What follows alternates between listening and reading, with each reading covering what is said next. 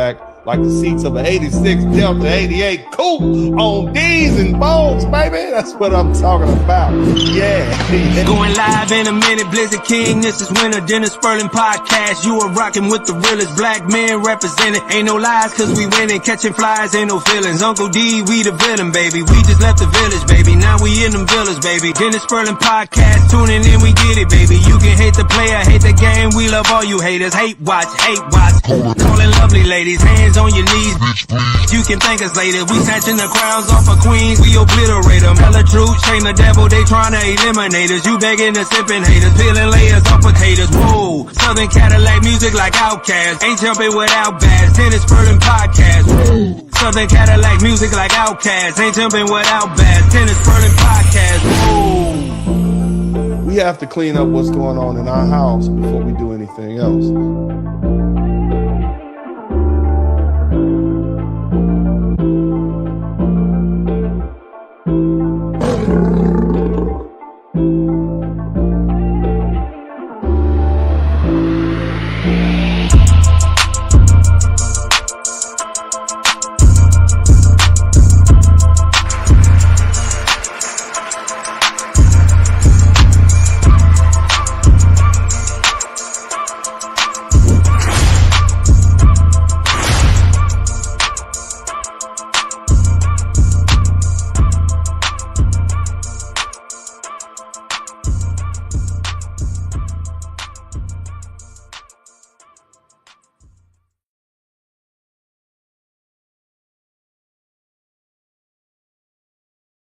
We do not care if y'all go out of the country to find y'all a wife who is traditional.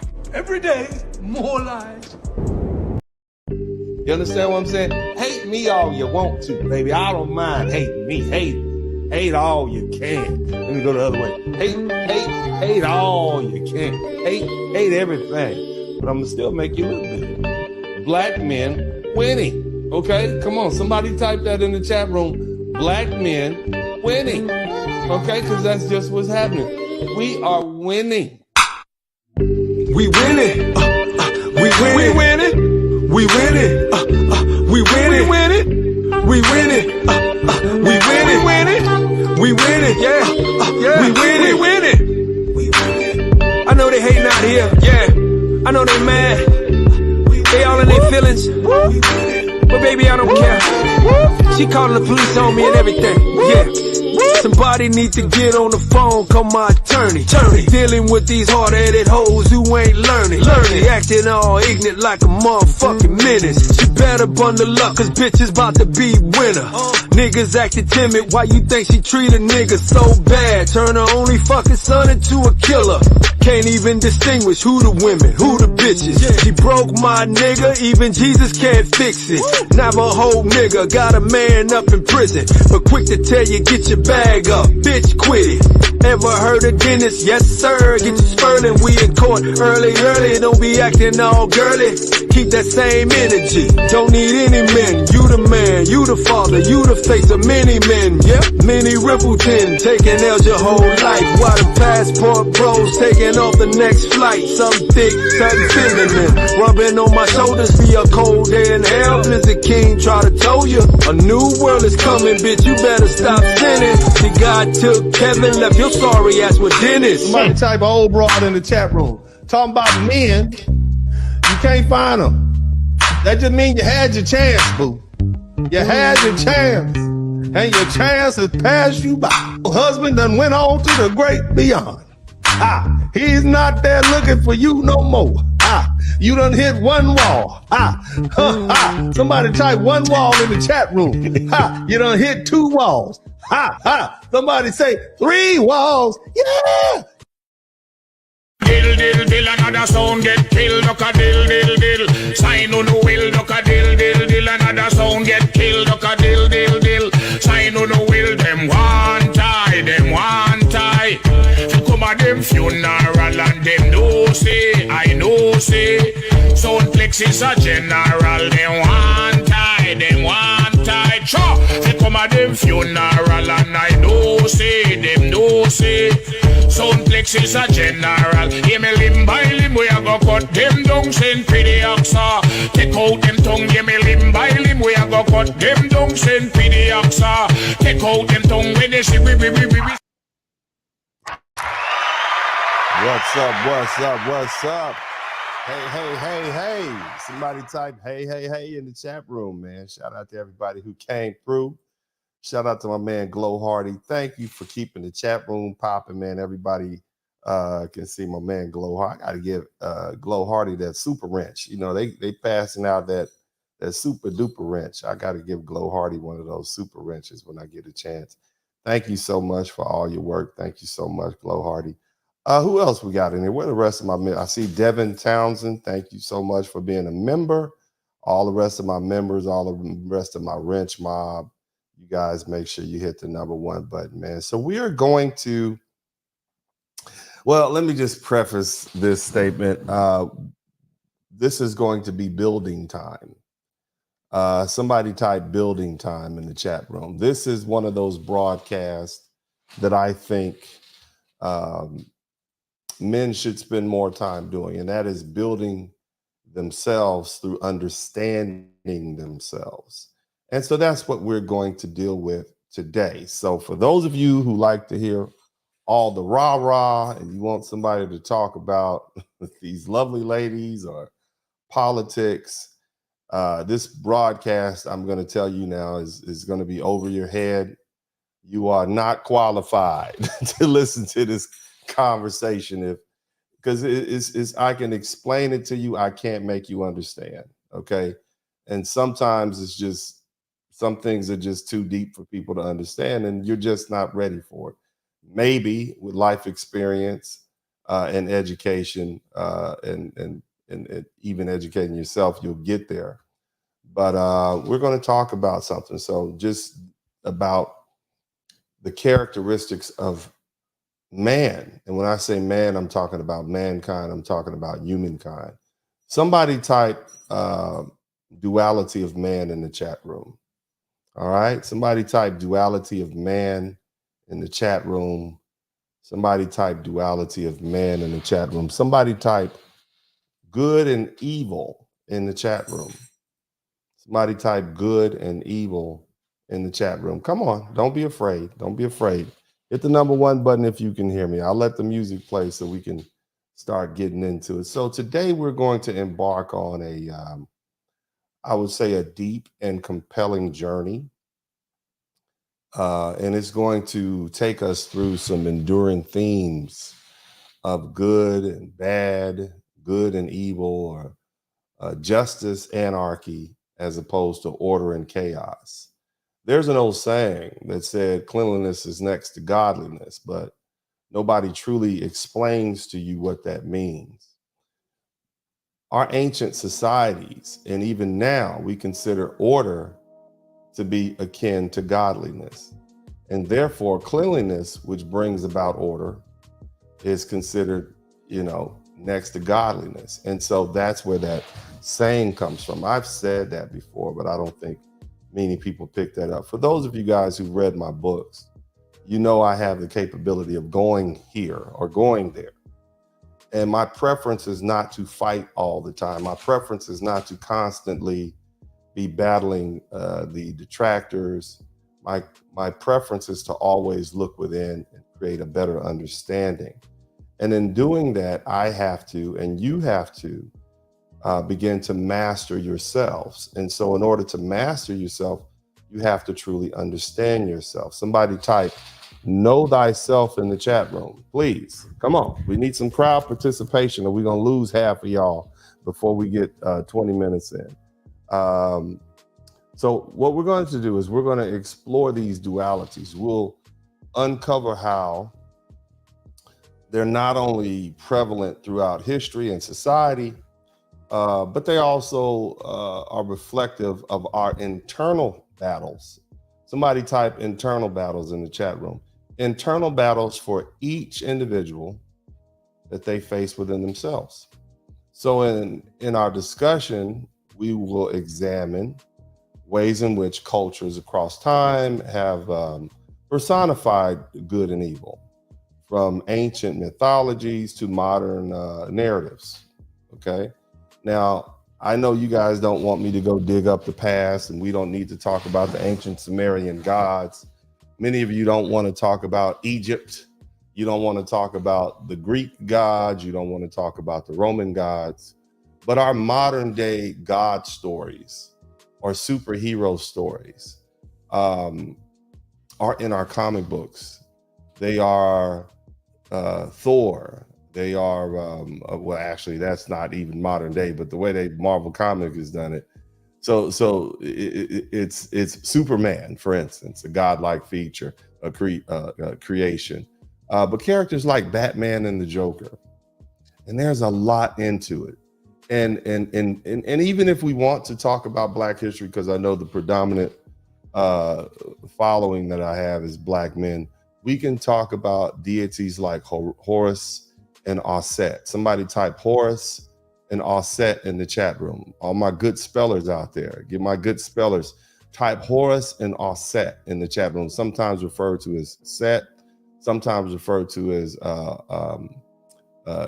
you guys may know the story of Isis and Osiris, but we're going to talk about Horus, who is the child of Isis and Osiris, and Aset, who is the uncle of Osiris. Okay, so this is what we're going to talk about.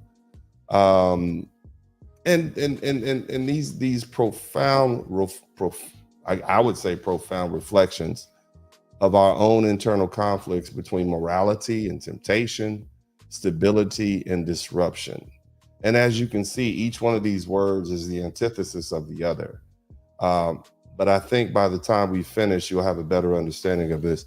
But these archetypes, they help us as human beings understand the complexities of human nature and the fine line that we walk between maintaining order and succumbing to chaos, even within ourselves.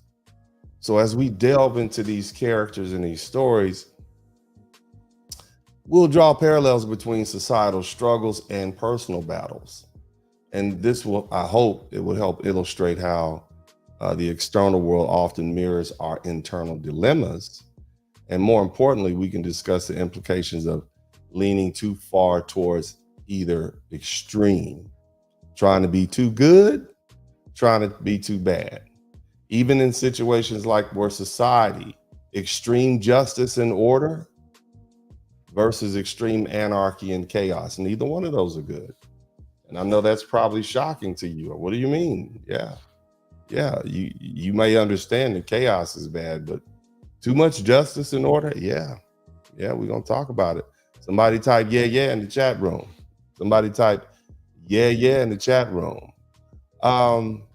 So let's do this. We're going to take a quick break. I got to go get my water because my God, I guess I messed around and forgot to get some water. But you guys make sure you hit the #1 button. I'll be right back, and we're going to get straight into this thing. All right, y'all hit the #1 button. Let me know, and I will be right back. In this Spurling podcast, click your mouse pad. Yeah, we out back. Hit the like, hit subscribe. Don't just hate watch, cause we outside. Let them hate watch, go and play pop. We just lay back. He don't play that. We don't play back. We don't play back. We go way back. Black men, yeah, we earn something. Tune in, gotta learn something. Uncle D podcast bump it. Likes up, hit the sub button. Black men, yeah, we earn something. Tune in, gotta learn something. Uncle D podcast bump it. Likes up, hit the sub button. This is Dennis Spurling podcast. Don't just hate watch, hit subscribe and let them know we outside. Don't hold hate, donate. Super chat, cash app. Put something in the collection plate. Church.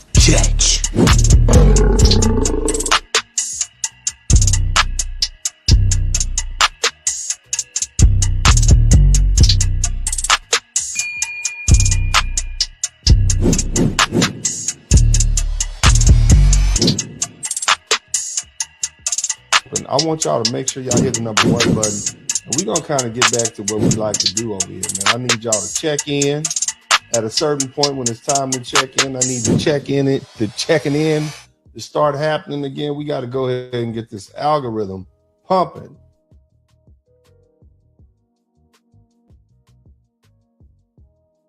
All right, welcome back. Somebody type duality of man in the chat room. Somebody type good and evil in the chat room. Okay. Throughout history, throughout mankind, storytellers, it's television shows, whatever we have, people are constantly battling with these themes. And so these themes repeat throughout society, whether it be art, any reflection, anything that requires deep reflection. And so here's the thing I want you guys to understand. What I want you to notice, okay? Just so you'll know where I'm going in case you want to run up out of here real quick. Notice that there's no good and evil in nature. Think about that. There's no good and evil in nature. And what I'm saying is, if a lion kills a buffalo, we don't refer to that lion as a murderer, do we? No, it's not. It's simply called predation. It's simply called nature. In fact, we will go so far as to justify that lion killing that buffalo for the purpose of predation to feed its cubs. Now, from the buffalo's perspective, it might be evil because they lose a member of their group, or a mother may lose a calf. But do we really consider that evil? Not so much. And so here's what I need you to understand. When society began, when people began to try to explain events based on their perspective, if an occurrence or an event or a thing or a place or a person came along and it promoted harmony and peace, then we personified that with good. Now, in the converse, any occurrence or event or thing or place or person that promoted disharmony or chaos and destruction, we label that as bad. Somebody type good and bad. Okay? A hurricane comes along, a tornado comes along. This is a natural occurrence. We refer to that as good or bad, or we refer to it as bad if it destroys our property, if it causes chaos, causes us to lose loved ones. But is it really? A hurricane brings rain. This is a natural occurrence, but it also may unalive many human beings.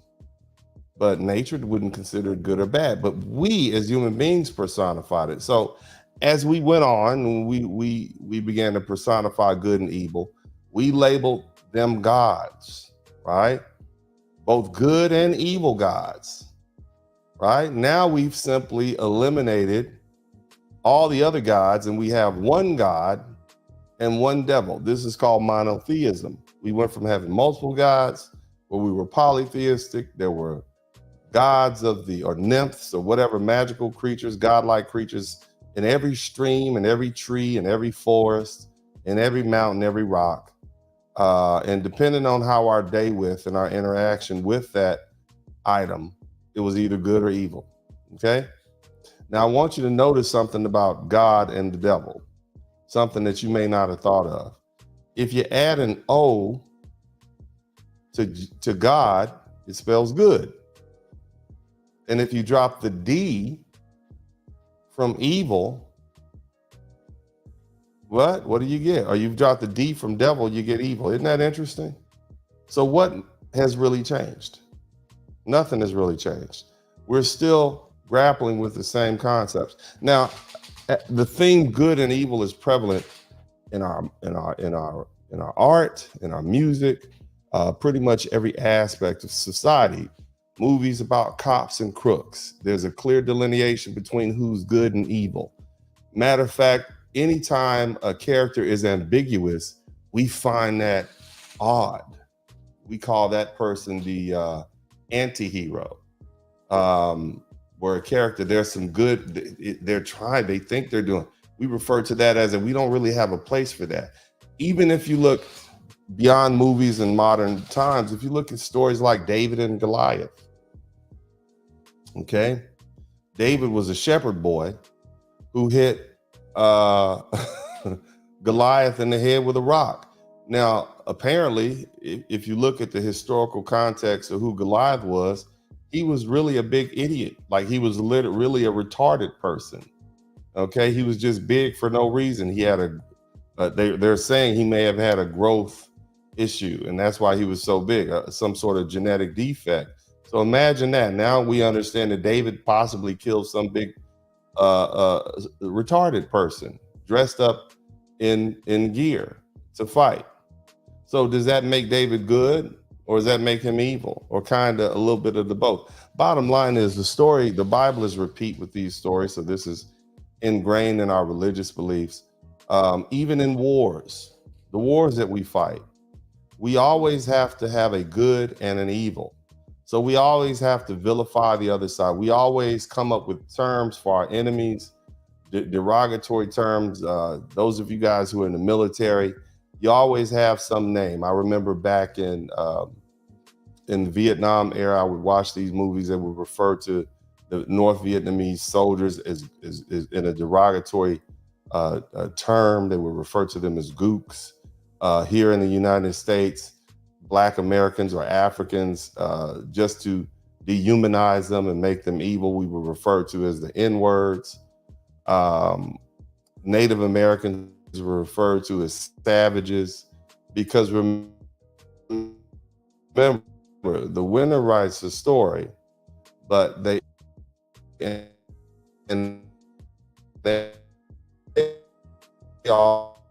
always want to put themselves as the good guy. Oh, lost you for a minute. Nevertheless, the winner determines the side who's good. And so they're always going to personify themselves as good. Now, here's the thing. I find it interesting, and you should find it interesting too.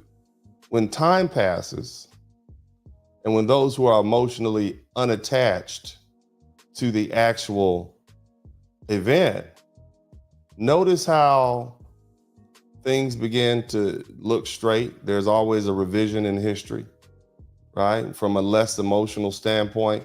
Now we see the Vietnamese fighters as valiant fighters fighting the invasion from an Imperial American army.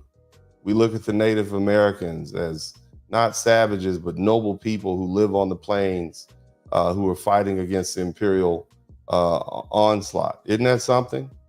You see? It's almost like the cast of the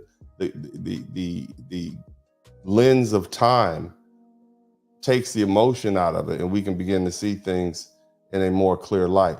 Nevertheless, there are always things of good and evil, because whereas the savage Indian went from being the bad, over time it became the good, and the cavalry in the United States, the place where we live, became bad. Now, I know you guys were probably expecting me to talk about something more local and colloquial and tabloidish, but I think this is necessary. If you think these sort of conversations are necessary, let me know. Somebody type necessary, because I'm going to get there. Okay? Now, type necessary in the chat room. Please type necessary in the chat room. I need to know I have some crowd participation in here. We don't have a whole lot of people. They clearly see this is not their broadcast. Some people come for the mess, but I'm here to teach you all these life lessons. So type necessary in the chat room. And I see all my wrench mob in here. I see Mark, the freelancer, Joe Martin, Braxton, the snake friend. I see everybody. Salty Balls, what's happening, brother? I see all you guys up in here. But we're going to continue. So, and this is for you. This is, you're gonna really be able to take this and really dissect it. Now, I chose two characters, two modern day godlike features, two the hero versus the evil doer, right? I chose these two first because I know they're very common. All right, Batman and the Joker. We need to examine the relationship between Batman and the Joker, and why this comic book and why this pairing is so popular. And why is it that the human psyche gravitates towards these two? Why is it that people, especially men, women also, from all walks of life, from all areas of the world, why is it that the relationship between Batman and the Joker is one that so many people are drawn to? It is, in my opinion, one of the most iconic hero-villain dynamics in comic book history, in my opinion. Now, let's dig a little bit into Batman's lore, okay? Because again, Batman is the modern day hero. He is godlike in some of the things he can do. He would be considered a god. But his alter ego, Batman, also known as Bruce Wayne, he is a billionaire playboy who, after witnessing the murder of his parents as a child, in other words, he saw chaos and disorder up close and personal. He now vows to rid Gotham City of the crime and injustice. Okay? Somebody write crime and injustice in the chat room. He becomes a vigilante, okay? Known as Batman, using his intellect and his martial arts skill and all his advanced technology to fight crime. And the Joker, on the other hand, somebody type the Joker in the chat room. The Joker, on the other hand, is Batman's arch nemesis, one of the most infamous villains in the whole DC comic universe. I think one of the most infamous villains throughout American folklore. And he's a criminal. He's a mastermind with a sadistic sense of humor and a penchant for chaos and anarchy. And here's the thing I want you to understand. Somebody type chaos in the chat room. Somebody type origin story in the chat room.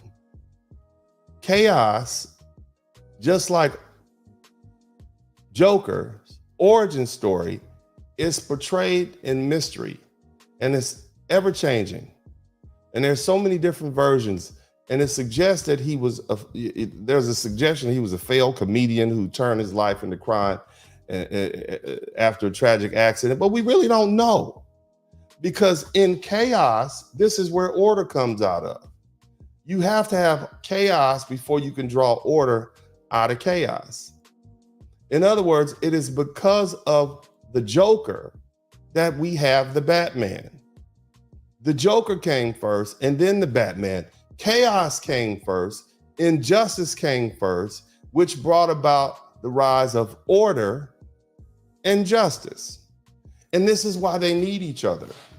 You cannot have one without the other. And so the relationship between Batman and the Joker is complex and multifaceted in that regard. The Joker, and even when we look into the mysteries of the world, when we look in the origins of the universe, there was chaos. And then God brought order to chaos. Remember that?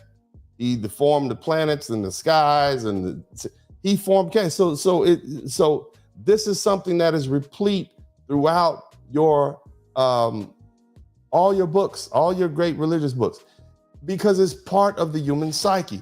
The only thing that can come out of us is what is in us. And so when you begin to understand our great arts and our great works and our great writings and religions, and stop just looking at the pages that are written and start understanding the concepts behind them, you begin to understand yourself. So back to the relationship between Batman and Joker. All right, Joker's obsessed with Batman, and he sees him as the ultimate challenge and a counterpart to his own madness. He's constantly trying to prove that anyone, even the most morally upright individual, just like Batman, can be driven to madness and darkness. Even the most just, even the most ordered person, this martial artist, this great businessman, this scientist, we can even drive him to chaos. We can even drive him to darkness and madness, as logical as he is. Batman, on the other hand, he sees Joker as a dangerous, unpredictable adversary that represents everything he fights against. Remember, Batman was born of chaos. He saw his mother unalived, his father unalived in front of him by the same sort of injustice and chaos that the Joker puts forth. Now, while Batman is driven and committed to justice and order, Joker thrives on chaos and unpredictability, making him a formidable opponent, but also, for the most part, their adversarial relationship, Batman and Joker, they're just two sides of the same coin. Their actions and their motivations actually mirror each other in very interesting ways. The Joker's existence challenges Batman's sense of justice and morality. And this leads to a deep philosophical and psychological conflict between the two characters. They need each other. Good and evil need each other. Chaos and order need each other. Justice and injustice need each other. There has to be a balance. That does not mean they're always equal, but eventually there's a balance. Because see here, the great Dr. Martin Luther King, who was a very profound philosopher, if you really begin to read his writings, he said the arc of the universe bends towards justice. But it has to, because the universe itself is in chaos. Are y'all with me? Is this going over your head? Is this going, let me say that again. Dr. Martin Luther King coined the phrase that the arc of the universe bends towards justice, but he said that because he recognized that chaos is the predominant condition in the universe. So if the arc of justice bends towards justice, it's just so that we can maintain balance. Are y'all with me? Are y'all with me? Huh? Now, what does Batman represent? And what does the Joker represent? Batman and the Joker are often seen as polar opposites. And most people see them as representing different aspects of human nature and human society. And here's the thing. Let's look at Batman. What does he represent? He represents justice and order. He represents the concept of justice, the concept of order. He's a symbol of hope, okay? Hope for the citizens of Gotham. Order out of chaos. Remember we talked about those lions and animals preying on human beings? That was considered evil. So we need the hero to come protect society from this evil thing that is always preying on us, these tornadoes, these hurricanes. We went from fighting against nature to fighting against crime and corruption in the city and making the city safer. In other words, making society safer. This is what the hope that this hero would come along and do that. And we will do it with what? Determination and discipline in controlling our environment. And when we look at Batman's alter ego, Bruce Wayne, he's disciplined, he's highly trained individual who uses his resources and skills to fight crime. And he represents the power of determination and discipline in achieving one's goals. This is how you overcome that inner chaos within you, that inner Joker. Somebody type that inner Joker in the chat room. Okay, somebody type that inner Joker. How do you overcome yourself? Determination and discipline. Many of you have come from situations where you were impoverished, you were living in a hostile environment. How did you dig yourself out of there? How do you dig yourself out of that chaotic existence? It was your inner Batman. Determination, discipline, hard work, bringing order to your life. And in doing so, you were able to do what? Move through society. You can't move through society chaotic. That's why oftentimes people who are addicted to hard drugs, people who are addicted to heroin and cocaine, and they live these hard lifestyles, they lack discipline. They lack the determination that they otherwise would have to create order in their life is taken away. Now, what does Batman do? What is his primary? Why does he choose a Batman thing? Why does he choose a bat? He feared bats, and he makes these other fear. He literally strikes fear into the hearts of criminals. He's using the symbol of a bat to instill terror in his enemies. What does order do to chaos? What does it do? It usurps it. So if we were to personify chaos, we would say, well, this devil is afraid of God.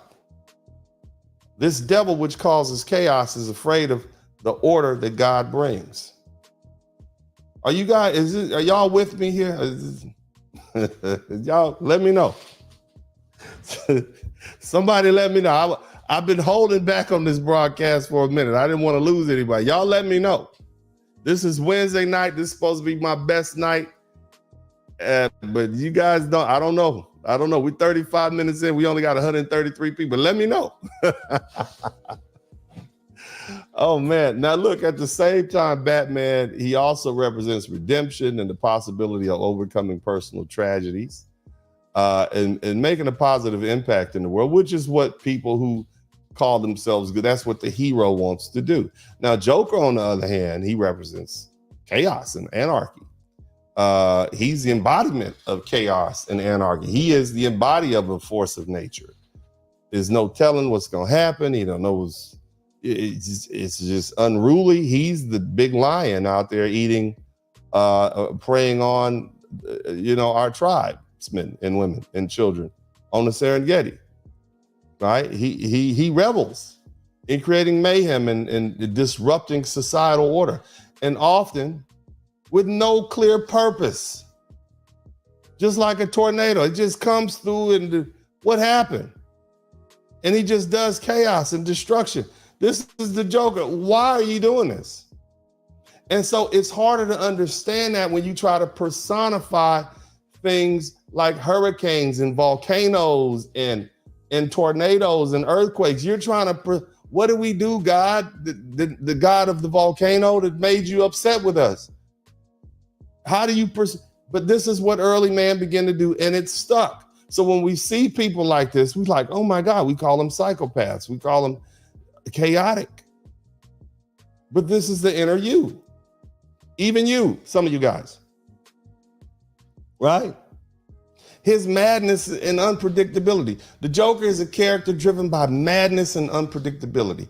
But if you take the concept of evil away from him, it makes sense. The one constant about the Joker is that he will continue to be mad and he will continue to be unpredictable. That's what's predictable about him.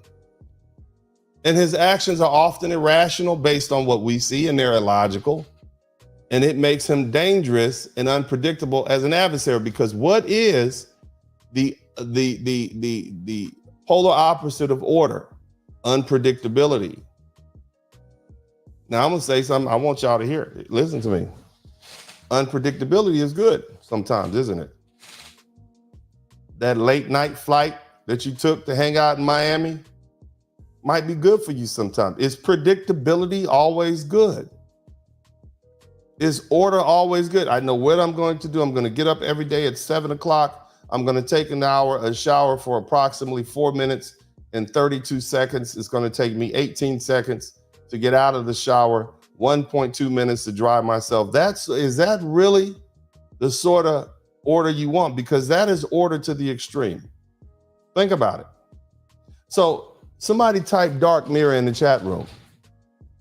And I'm going to go at that. That's a good way to segue into this concept. Somebody type the dark mirror in the chat room. Okay. The dark mirror, Joker, he serves his Batman's dark mirror and reflecting the darker aspects of human nature and challenging Batman's beliefs and values. And he represents the idea that anyone, even the most morally upright individual, can be pushed to the brink of madness under the right circumstances. Where my passport bros at? Come on now, let's speak the truth here. Some of you guys are church-going, upstanding guys. You're wonderful men. Many of you are fathers, and yet you will take a flight to the Dominican Republic. You will hang out in Sosua on that strip, and you will sleep with every streetwalker that you can get hold of. Won't you? You'll do the same thing down in the Copacabana in Brazil, literally cavorting with prostitutes. And then you'll be back at church the next Sunday. Come on now. Somebody type dark mirror in the chat room. You do the same thing in Colombia. There's guys in Thailand right now. You just got up out of some of that hot stuff. And you listening to me. On one hand, you're this upstanding citizen with a job, you got an education, you got a career, here, right? You're Batman. And then on the other hand, you're a Joker. Because you like the chaos associated with that dark side of life. Come on now, let's speak now. You're a good student, you're a wonderful student, but every time you go to the club and you get a little bit of that fire water in you, you have the inclination to put your hands up and go hit somebody. You waiting for a fight. That's that Joker within inside you. That's that chaos seeker inside you. Some of you guys may not have to go so far as another country. You can go to the strip club. Matter of fact, you're a married man and you got a side chick right now. Somebody type side chick and you hit it raw dog. Somebody type raw dog in the chat room. You over there smashing the side chick raw dog, aren't you? And you know what happens when you have sex with a woman often enough. And at some point, she's going to get pregnant. And you got a whole wife at home with some kids and you smashing raw dog. What is it in you? That inner you that says, yeah, just leave it in, man. F it. Come on, let's speak to each other, brother. Let's be men about this. Let's have this conversation. You on church on Sunday, you're an upstanding father. You got a little girl that you love, or little girls that you love the women folk in your family. Yet you can go to one of these other countries and treat these women like straight up 304s. Smashing 2-3 of them at a time, drinking. I want you guys to just, I'm trying to help. Somebody type dark mirror in the chat room. See, Batman and the Joker, they're two sides of the same coin. You are both of those men, fellas. You're both of those men. You are both the Batman and the Joker. They have contrasting ideologies and contrasting methods. And, you know, it creates a compelling dynamic, and it explores the themes of both chaos and order within, and also in the greater society, justice, morality. And it also reflects the ongoing external struggle and internal struggle between good and evil, or as they say, light and dark, and the complexities of human nature. You are the Joker and you are the Batman. Now, we're going to take a quick break. When we come back, we're going to dig a little deeper. I hope you guys are with me. I hope I haven't run you off. If you've learned something, make sure you do what you got to do. If you learned something, show me your appreciation by hitting the super chat, the Cash App, or the PayPal. Other than that, we'll be right back. Y'all make sure y'all subscribe. We are less than 200 people away from getting 70,000 people, man. And I'm excited about that. I'm looking forward to it. So you guys do what you got to do, and we shall be right back. In a minute, Blizzard King, this is Winter Dinner Spurling Podcast. You are rocking with the realest black men represented. Ain't no lies, cause we winning, catching flies, ain't no feelings. Uncle D, we the villain, baby. We just left the village, baby. Now we in them villas, baby. Dinner Spurling Podcast, tuning in, we get it, baby. You can hate the player, hate the game. We love all you haters. Hate watch, hate watch. Calling lovely ladies, hands on your knees. You can thank us later. We snatching the crowns off of queens, we obliterate them. Tell the truth, shame the devil, they trying to eliminate us. You begging to haters, peeling layers off potatoes. Whoa, Southern Cadillac music like Outkast. Ain't jumping without bass. Tennis Spurling Podcast. Whoa, Southern Cadillac music like Outkast. Ain't jumping without bass. Tennis Spurling Podcast. Whoa. All right, welcome back to the broadcast. Big shout out to my man Mark the Freelancer. Finally, man, I didn't think I thought y'all were going to abandon me tonight. Shout out to Mark the Freelancer for the $3 super sticker. Big shout out to Mile High Gambler. He says, Dark Mirror, this is the same as the meaning of karma, light and darkness. Keep a balance to experience joy. You must experience pain to succeed. You must fail to experience love. You must experience grief to a great top. No, what I'm trying to do is get you fellas to accept yourselves for who you are. Okay? Now, you can lie to the world, but I don't want you lying to yourself. This is the whole point of this conversation.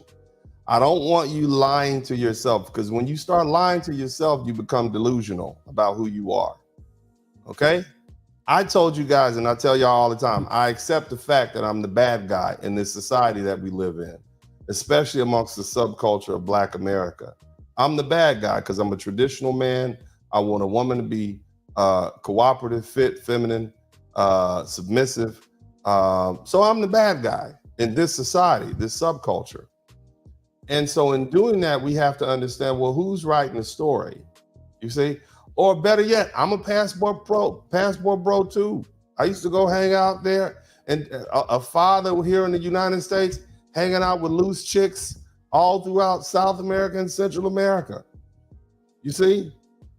So we have to accept ourselves for who we are, brothers. And look, and you're not the only one. That's the other thing. You're not by yourself. Accept yourself for who you are. Now, we have laws in place to help you when you cannot self-govern, to keep you in check. Because what happens if everybody starts doing chaotic stuff at the same time? We have anarchy, and that's what the Joker represents. So that's why we have law and justice in order to keep the chaos and disorder in control. Now that we back to it, society-wide, okay? We're going to go a little deeper. We're going to go a little bit further back in history. We're going to take it back about 3,000 years. Somebody type Isis and Osiris. Somebody type Isis and Osiris. This is just stuff you should understand. Your Bible that you read, much of the Bible that you read is based off of stories that were floating around the Middle East and North Africa for centuries before the Bible writers began to write them down. So yeah, when you begin to look into the let's say, for instance, the 10 Commandments, they're based on the 42 laws of Ma'at. If you go to the tombs, the temples in Egypt, and you begin to look at the walls, you're like, wow, these same stories, like Noah and the flood, are taken down in the Bible. These stories were passed down. And so, look, I don't want to run y'all off. I'm a Christian. I love God. I love my Bible. I love Jesus Christ. I love what he represents. Okay? But we have to look at the history of where these came from. It's still God's word, because these stories tell these allegory-like stories tell you the inevitable truths of the universe. These are the rules to live by. This is how the universe works. And so when you begin to understand how the universe works, you guys always say, man, Uncle D is always figuring stuff out. It's because I understand the rules to live by. I understand how the universe works. Those of you who read my books, what I do in my books, Rules to Live By, is I begin to explain to you the life that we're living in right now, and I show you examples that are present even back in our Holy Bible. And this is what I'm doing. These are the rules to live by. These universal laws have not changed. They are still the same. Okay? Y'all hit the number 1 button if you can hear me, man. Let me know if you can hear me. Hit the number 1 button if you can hear me. Shout out to my man. And I would like for you to get everybody's super chat in. Keep giving the real talk, Uncle D. It ain't always the most powerful, but it's what's necessary, more blessed. When you begin to accept yourself, when you begin to know who you are as a man, it will help you navigate this world. You have less stress. You're less crazy. You won't be trying to be something that you're not. You'll know who you are. You'll accept yourself. This is what I want you to do. And then once you know who you are and you accept yourself, then you can strive to be your better self. Okay? Yeah, this is what we should be doing. This is men building themselves. Now let's talk about Egypt. Everybody wants to look at the buildings and the pyramids, and I'm like, okay, great. What can we learn from them? Let's examine their mythology. Let's examine their stories so we can know who we are. Isis and Osiris were a couple. They had a son named Horus. Horus. Horus. And this was a hero. He was a hero. Just like Batman is a hero, he was a hero. And that's why the name Horus is very similar to, or Horu, or hero. That's where that term comes from. And he's actually one of the most significant and revered deities throughout ancient Egypt and religion and mythology. He's often depicted as the falcon-headed god, and he's associated with kingship. Somebody type kingship in the chat room. And the sky and protection.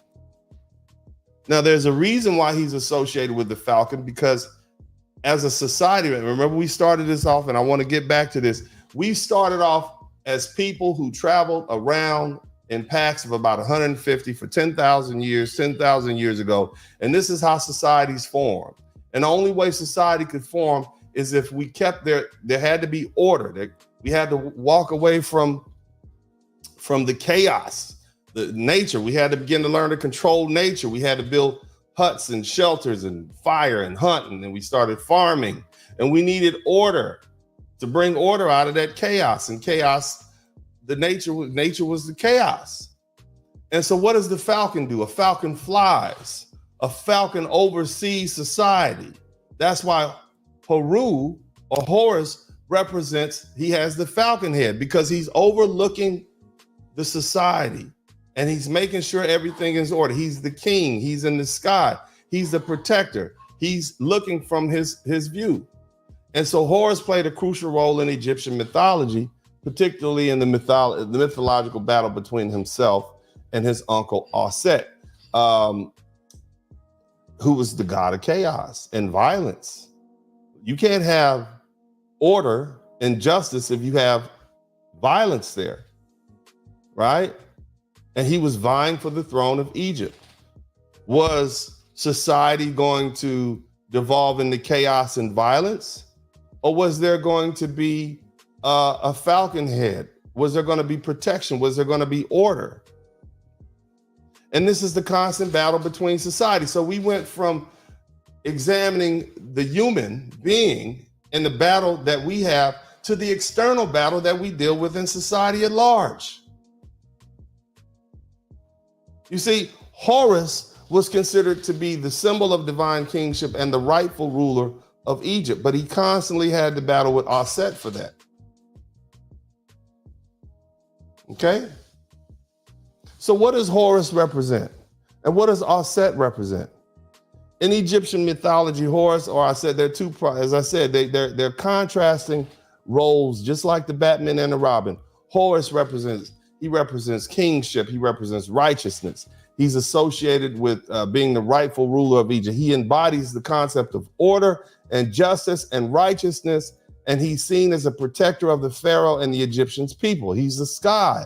He's protection, and the Egyptians revered the sky. Amun-Ra, one of their greatest gods, he was the sun, and so they revered the sky. You see? And again, so Horus he represents the protector, the defender against chaos and evil. He is divine justice. Somebody type divine justice in the chat room. He triumphs over evil. He is good. He's often portrayed as a heroic figure in battles against Aset, the god of chaos, in order to do what? Restore order and balance to the world. Remember, you cannot have order unless you have chaos, to which you bring order out of chaos. Okay? Now, who does Set represent? Aset represent. He is the god of chaos, violence. He's the desert storm. So again, we have the theme of nature. Doing these erratic, they had to explain, well, why is it that, what do we do, God? We sacrifice some animals and you still send this storm. And they personified it as evil. And the reality is just a desert storm. It's just an act of nature. It's just something that occurs because of the violence. But ancient man personified these natural events. It gave them different character traits. And a desert storm was considered evil. Violence was considered evil. This is part of Egyptian mythology. And this story is replete. But again, in this context, evil is represented as a disruptive or destructive force in the world. And it's associated with disorder and chaos. If there's a flood that hits, let's say, Ohio, shout out to all my people in Ohio. Modern man doesn't associate that with evil, but man with less explanations back 10,000 years ago, they associated that with evil. And so so they can have a better understanding of it because they needed to have an understanding. This is ancient man. The other thing about Aset, he is the symbol of adversity and conflict. Somebody type adversity in the chat room. You don't want to get your butt up at 7 o'clock in the morning so you can be at work by 8:30. That's the adversity that you deal with. The conflict of should I stay here and sleep or should I hit this alarm button, hit the snooze button? What counteracts that adversity and that conflict that you're dealing with? What did Batman have? What did we talk about? What was Batman's trait? Discipline, determination. You see? Are y'all starting to see this? This is how you overcome your evil self, the Aset within you. You overcome adversity and conflict by morality, order, discipline. He was known for his treacherous nature, Aset, and his role in challenging the order established by other deities like Horus and Osiris, who was his brother, who he actually ended up killing. How do you control your treacherous nature? Through your morality. Your moral self controls your treacherous self. And some of y'all are real treacherous out there. Somebody type treacherous in the chat room. I know you. You have treacherous thoughts right now, don't you? Tell the truth. If I dropped $100 on the bill, if an old lady walking down the street dropped $100 down on the ground, most of y'all will pick it up. And if you wouldn't pick up $100, let it be 100,000. You ain't giving it back. You're treacherous. And the fact that you thought about it means you're treacherous. But it was your morality that overcame that treacherous nature, which is why you did what you felt was the right thing. Think about that. Think about it. Now, isn't it interesting that evil is often associated with natural phenomena like storms and the desert, right? Nobody's ever called a desert with no water that you got to walk 50 miles through. That's never considered good. But a tropical spring with pineapples, the same nature, same earth, that's always considered good. Think about that. How shallow are we, the nerve of us, to try to impose our understanding and our perspective on something as vast as nature? Think about it. But we do, because we as human beings are just that arrogant. But to think about it, you have to understand. Just like nature, Aset, the antagonist to Horus, he embodies the harsh and unpredictable aspects of nature, and contrasted with the more stable and benevolent deities like Horus. You see? And that's why they're rivals. So what are the similarities between Horus and Batman, Aset and Joker? Let's think about that. Horus is an Egyptian. He's a god from Egypt. He's a king. He's a protector, righteous. He typically is depicted as a falcon head. He sees over things. He sees everything. He has the perspective of the god, right? He can maintain order. What about Batman? Batman is a bat. So you got the falcon and the bat. And what do they both do? They oversee. They are up high looking at society, down low. And they come in and swoop down and maintain order where necessary. Think about that. Both of them are fictional superheroes. One from 2,000 years ago, one from 100 years ago.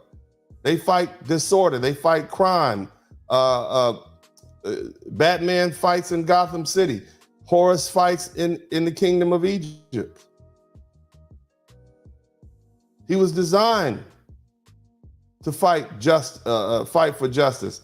He was designed to fight for deterrence. He's determined to do it. Even if you look at the origin story of Horus, it was because his mother, Isis, put Osiris back together, and then, had, what is it called? Spontaneous, immaculate conception. But it was only he had to put him back together because his brother cut him up into I believe, 13 different parts. But for Set, chaos, you could not have Horus, who brought forth order. So the origin story remains the same. Where there's chaos, you can bring order. Same thing with your life. You may be wrought with chaos in your life, but if you use these principles, discipline, hard work, integrity, morality, you can snatch order out of the madness, out of the anarchy in your own life. And we do that all the time with society. Are y'all with me? Is this helping you? Are you guys with me? Is this helping you? If this is helping you better understand yourself, say, I am helped in the chat room. Come on now. Somebody say, I am helped in the chat room. Are you starting to understand yourself a little bit better? Are you beginning to accept yourself for who you are? You have both a treacherous nature and a moral nature. You have both good and evil in you. Think about that. I think it's fair to say that shout out to my guys. I know y'all finally, I thought y'all was gonna run up out of here. But thank you so much for the super chat. That's how I know you learning something, when you guys are so inspired to send me a super chat or a cash app. That's how I know. That's my measuring stick. But we can't always be messy and talking about what's going on in pop culture. We got to build, otherwise we're just wasting our time. This is not a channel for gossip. I'm not going to do it. I'm not going to waste my time. That is not going to be my legacy. Okay. I'm not going to allow that to be my legacy. Now, here's the thing. I want you guys to roll with me on this, because this is going to be interesting, to say the least. So what happens, fellas? What happens when society begins to lean too far to either side? Is there such a thing as too much justice? Is there? Somebody type too much justice in the chat room. Huh?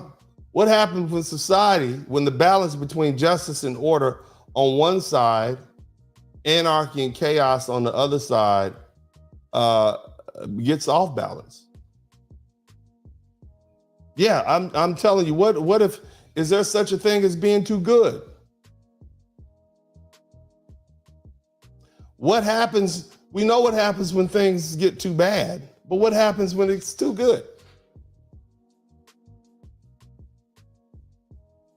What happens when society leans too far towards one extreme or another? Let's look at justice and order. Now, justice ensures that individuals are treated fairly and equally within a society. And it involves upholding laws and rights and moral principles to protect people from harm and ensure accountability. But are all people equal? Are they? And if people aren't all equal, why should we treat them equal? I'm just asking. What is treating a child fairly the same as treating an adult fairly? Because a child needs to be fed and the child needs to be taken care of. But is that fair to us to have to treat an adult that way when they're capable of taking care of themselves? I'm just asking questions. Because you might be going a little too far with some of this justice. What about order? Order refers to structure and organization and stability within a society. And it encompasses rules and norms and institutions that regulate behavior and maintain social harmony. To whose expense? What if we were in a fictitious world where a group of people who come from a certain place, who are, let's say, of a certain color, were required to, I don't know, let's say, work for their entire lives from sun up to sundown. And then the children that came out during their lifetime in that condition, they were also forced to work from sun up to sundown. That's order, right? It's structure, it's organization. It definitely creates a stable society where you have one group here on the bottom and another group here on the top. But darn, I mean, and that was the rule, right? If we're talking about something like slavery, That was the norm, that was the rule, that was the institution. And it definitely regulated behavior and maintained social harmony, right?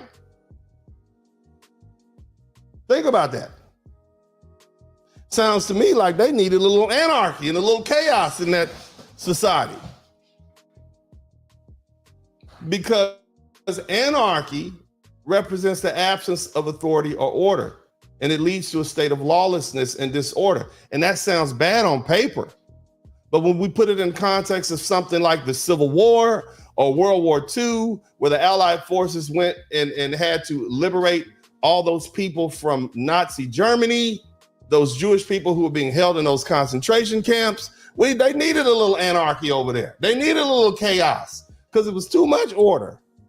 Yeah, it was a stable society, but darn, you were oppressing people with your laws and your norms and your institutions and regulating their behavior, making them put stars on their chest. Same thing with black folks. Couldn't go from this plantation to the next without a pass.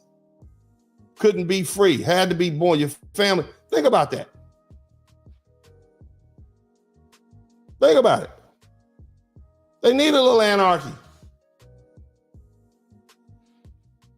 See, anarchy represents the absence of authority or order. So what happens when the authority is unjust?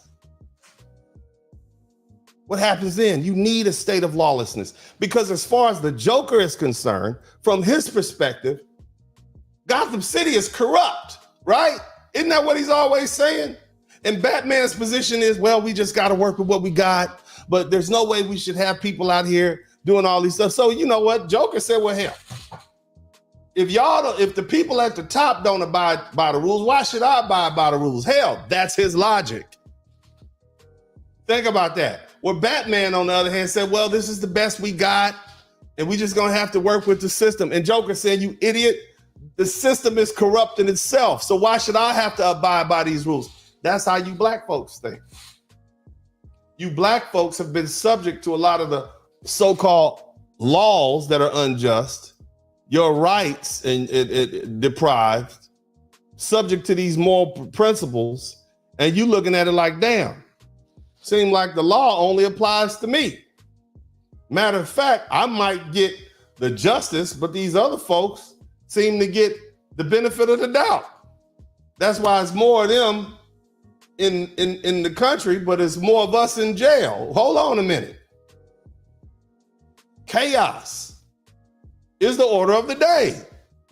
That's why we fought the Civil War. That's why we had these riots.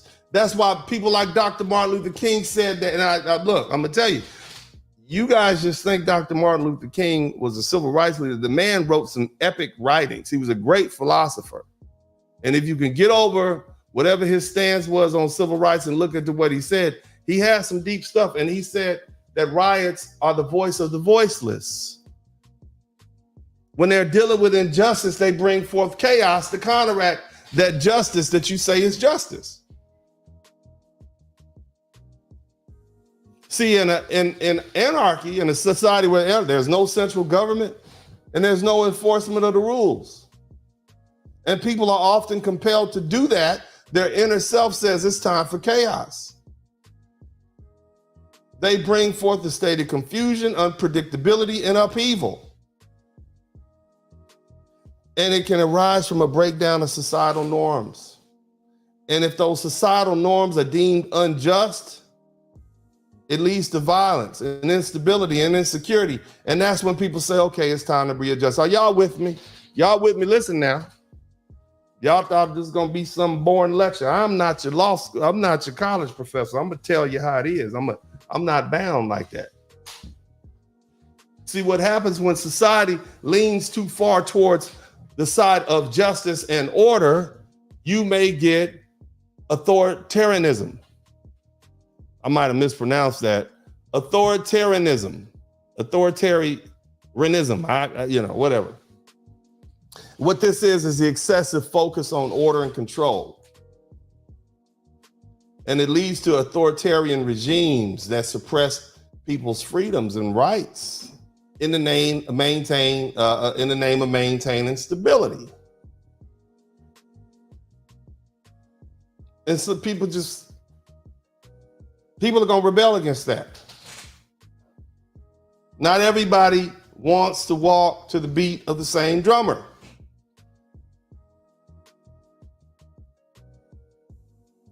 And when you try to make them conform, look, think about it like this, man. Some of you guys, we got any coaches out there, any football coaches, anything like that? Any football coaches? You got to let the talent flourish. Some people bring different attributes to the team. You got to let them flourish. It's great to have a system, but your system has to incorporate the talents of the different players onto the team. Some people can slam dunk. Some people got quick foot movement. Some people are good at passing. Some people are good at shooting. Incorporate the talent into your system. Stop trying to make everybody good at passing, everybody good at shooting, everybody good at dunking, everybody good at footwork. It's just not going to happen. But what if you say you can't be on the team? You're being excessively you're focusing. You're forcing too much order and control. That's not how it works. Human beings will naturally rebel against that. Not everybody is going to want to be a slave, even if they are of a certain color they're supposed to be. And they're going to rebel and they're going to fight back.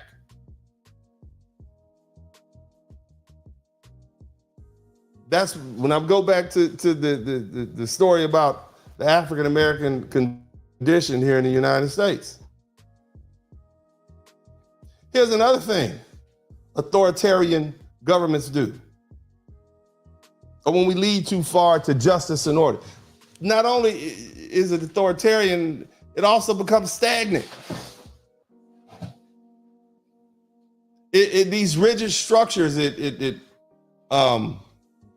hinders innovation and creativity and social progress. It leads to stagnation and lack of adaptability. There was a story, Bill Belichick. No, not Bill Belichick. What's my man's name? Coached for the New York Football Giants.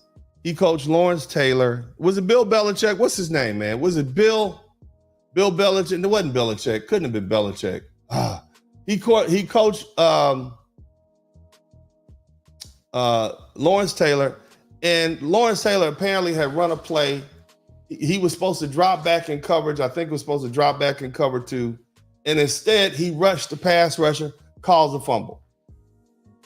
And then he came to the sideline. Bill Parcells, that's it. That's right. Bill Parcells. And then he didn't do what he was supposed to do. So Bill Parcells reprimanded him from that and said, that's not what you were supposed to drop back in the play. He said, yeah, okay, coach, my bad. And then he went back out there. And I'm talking about Lawrence Taylor. Somebody type LT in the chat room, greatest of all time. LT went back out there, did the same thing. Caused the fumble. They ran it in for a touchdown. So he came to the sideline and just stood next to Bill Parcells. And Bill Parcells says, what you're doing, we don't even have that. He said, well, we sure better write it up because it's a doozy. And Bill Parcells said, yeah, you got to let the talent flourish. This is where creativity comes in. Will we have blues if every kid that went to music school just played like the teacher taught them? No. In my own particular profession, we wouldn't have innovation in the law and new ideas and new order if we didn't have some level of creativity.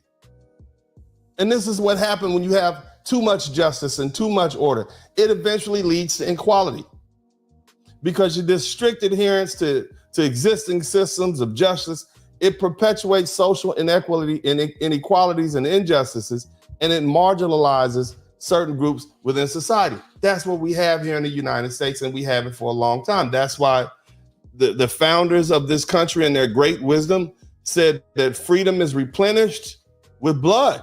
And that's why every now and then we had the war, the Revolutionary War, the Civil War, and we fight it out sometimes when we have to.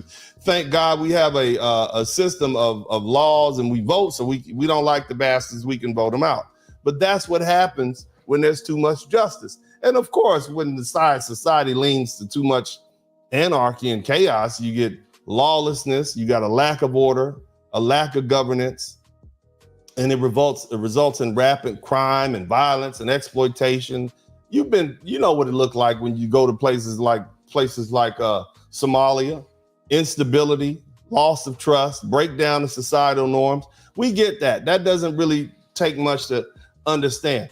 But maintaining a delicate balance between justice and order and anarchy and chaos. See, that's crucial for a healthy function in society. And it's crucial for you. Maintaining balance. Finding that balance involves promoting fairness and upholding the rule of law and fostering social cohesion and adapting to changing circumstances while safeguarding individuals' rights and freedoms. And it's striking a balance to have a continuous challenge. It's striking this balance as a continuous challenge, and it requires vigilance and dialogue and cooperation. But what happens to society when you have people imposing too much of these requirements? This is what you see happening, and people have their ideologies and they're stuck there and they're not looking for justice. They're looking for control. You see? But either way,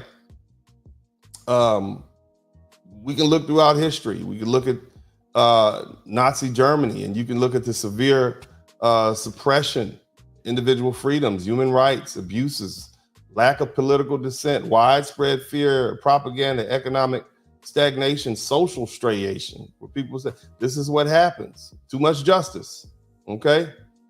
The French Revolution, too much chaos, right? Arab Spring, too much chaos, okay? What was the effect? Society broke down. There's no law and order, destruction of infrastructure, loss of life. We call that evil. Somebody type evil in the chat room. Y'all ain't taking no flights to Somalia right now, are you? It's broken down. Too much chaos over there. But you take your behind down to Colombia, ain't got Medellin. It's organized. See what I mean? We call that a failed state. They need a hero. They need a Batman. Somalia, Syria. This is the prolonged this is what happened. Okay? Think about it.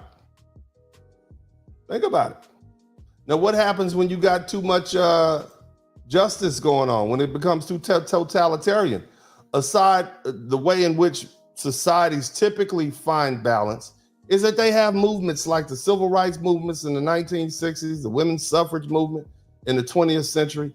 And the effect is the advancements in social justice, changes in legislation, empowerment of the marginalized groups, and increased equality, in greater societal cohesion. That's what that was about.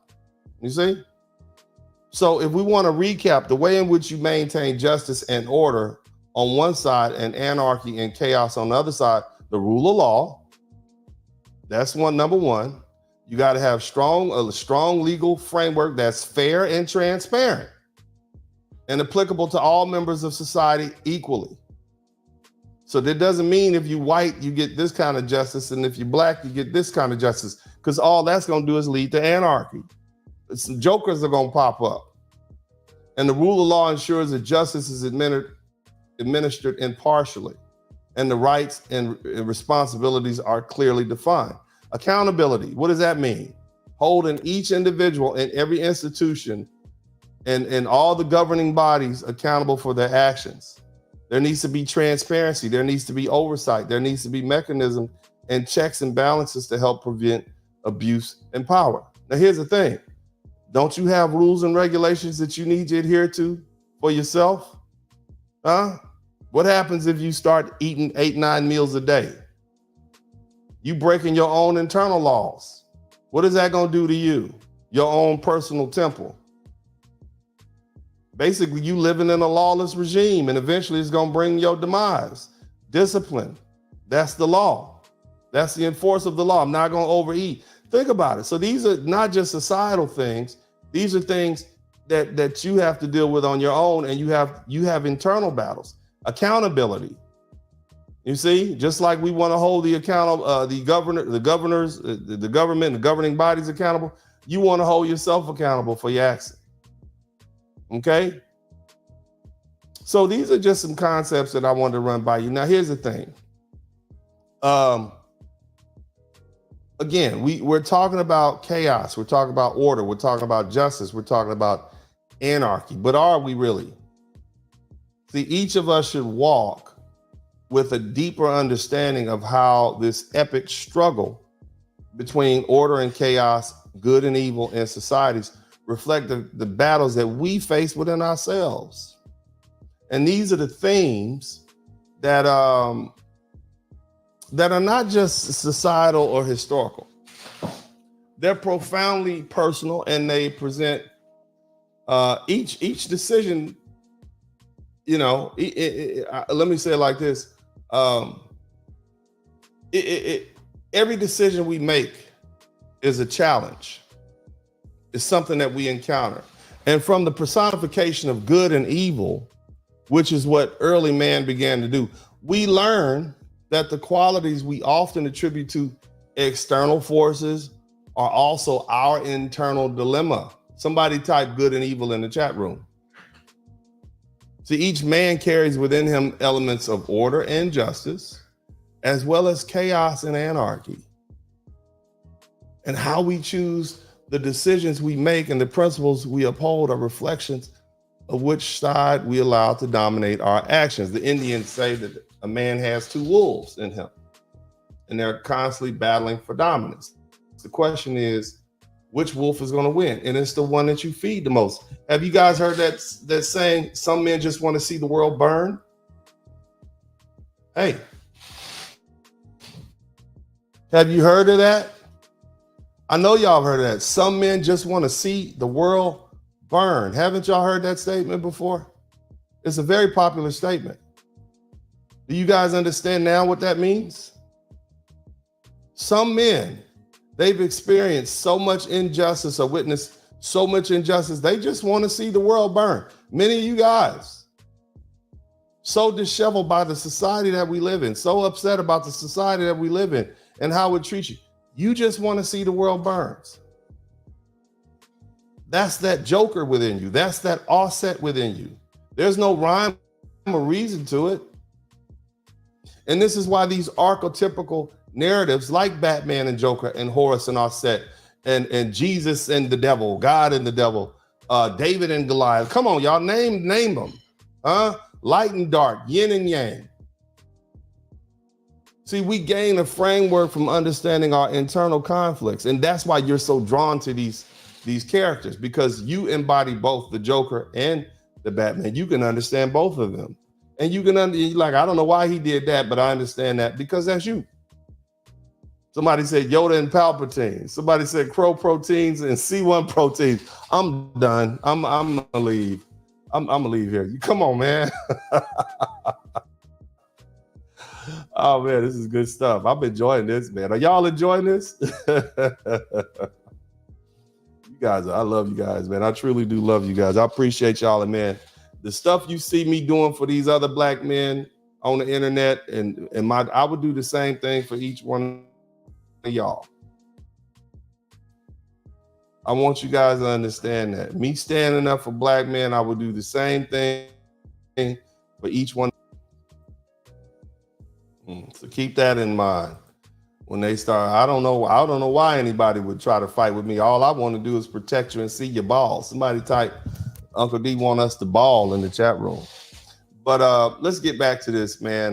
So these stories throughout history, they teach us that our struggles are not just about overcoming external challenges, but also about conforming, or should I say confronting and mastering our inner darkness and our temptation. Somebody type dark mirror in the chat room.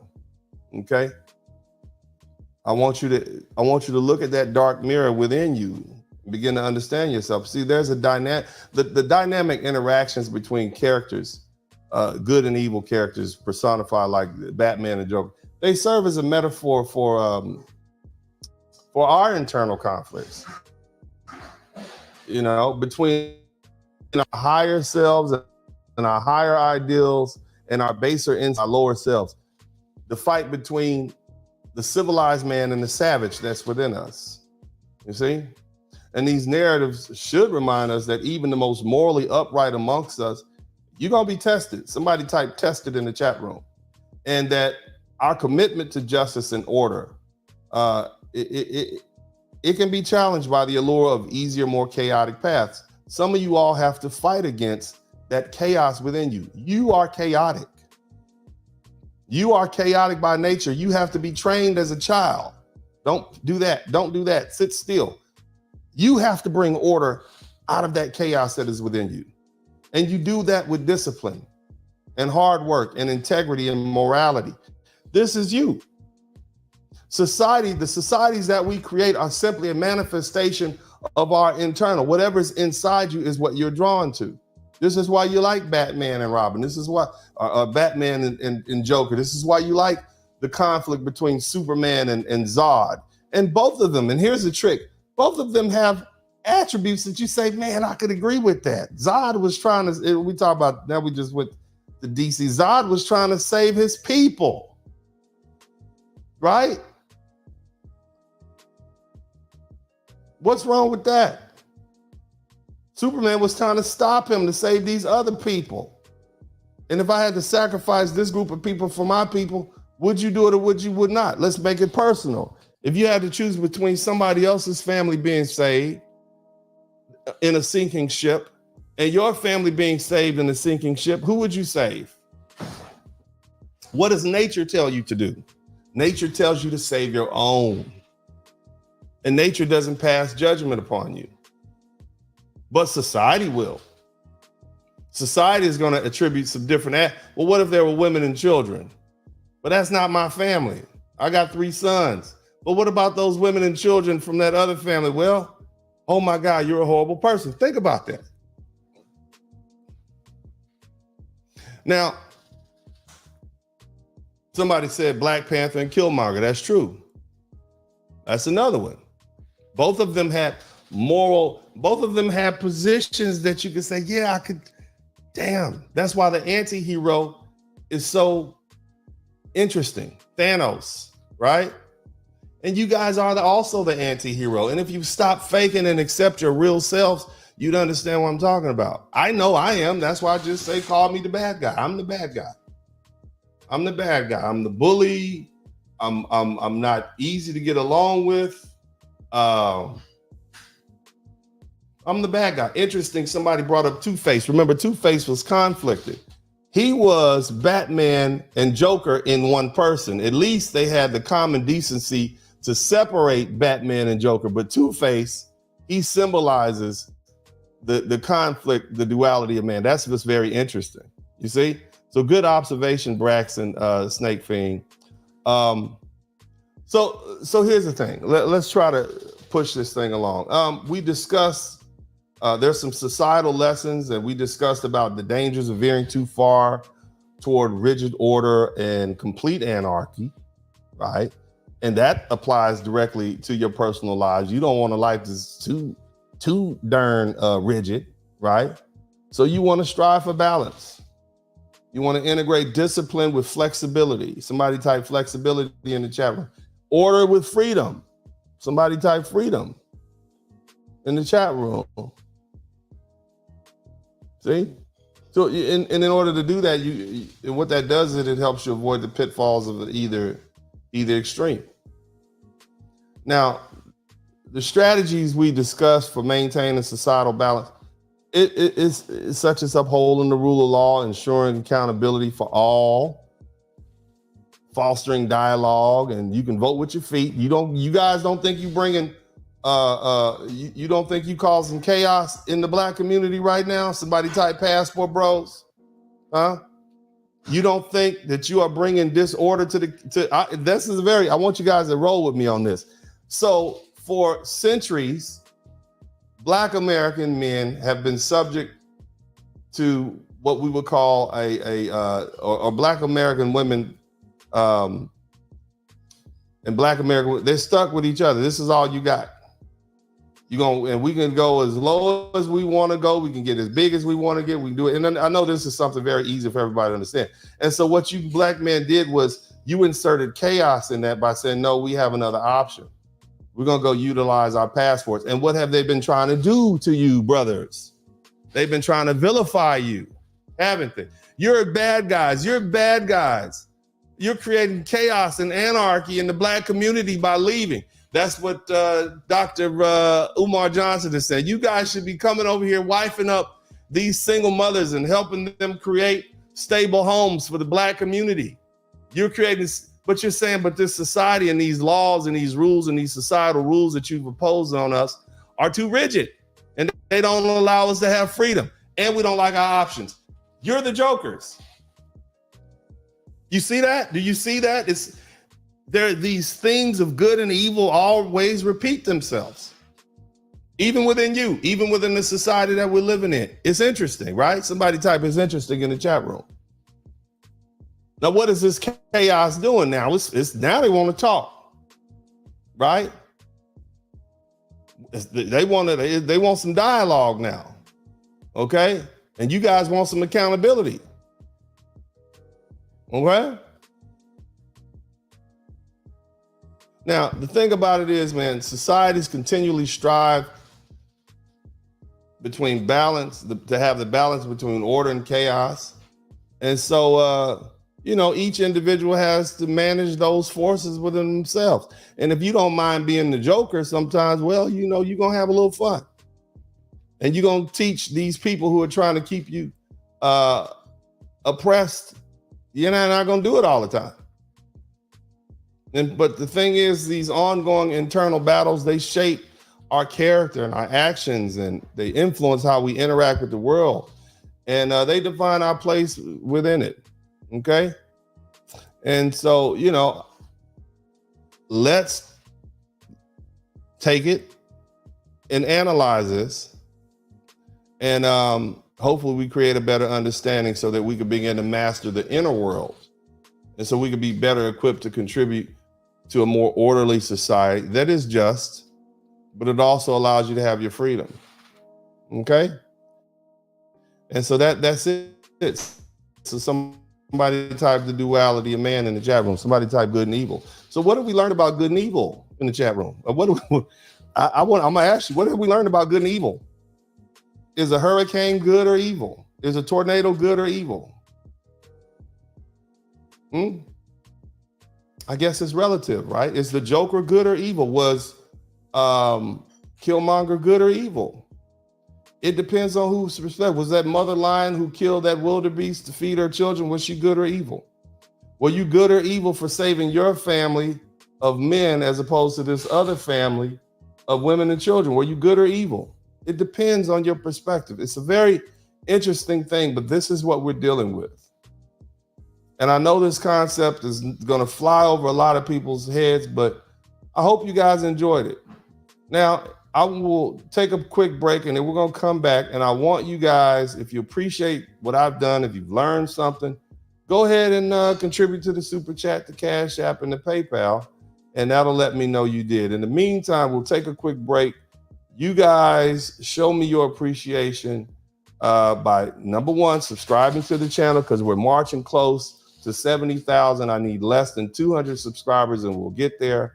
The other thing you can do, of course, is always contribute to the Super Chat, the Cash App, and the PayPal.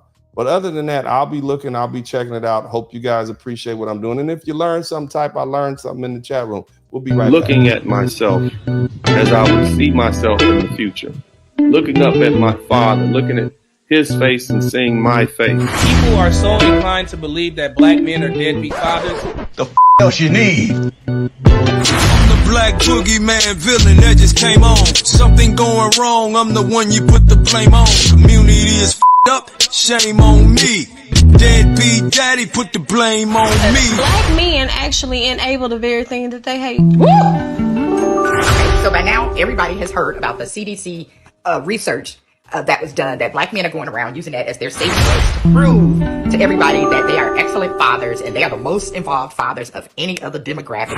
Shut your ass up! Shut your ass up! Bring the game on me when I'm the best father. All the pain I see telling me to try harder.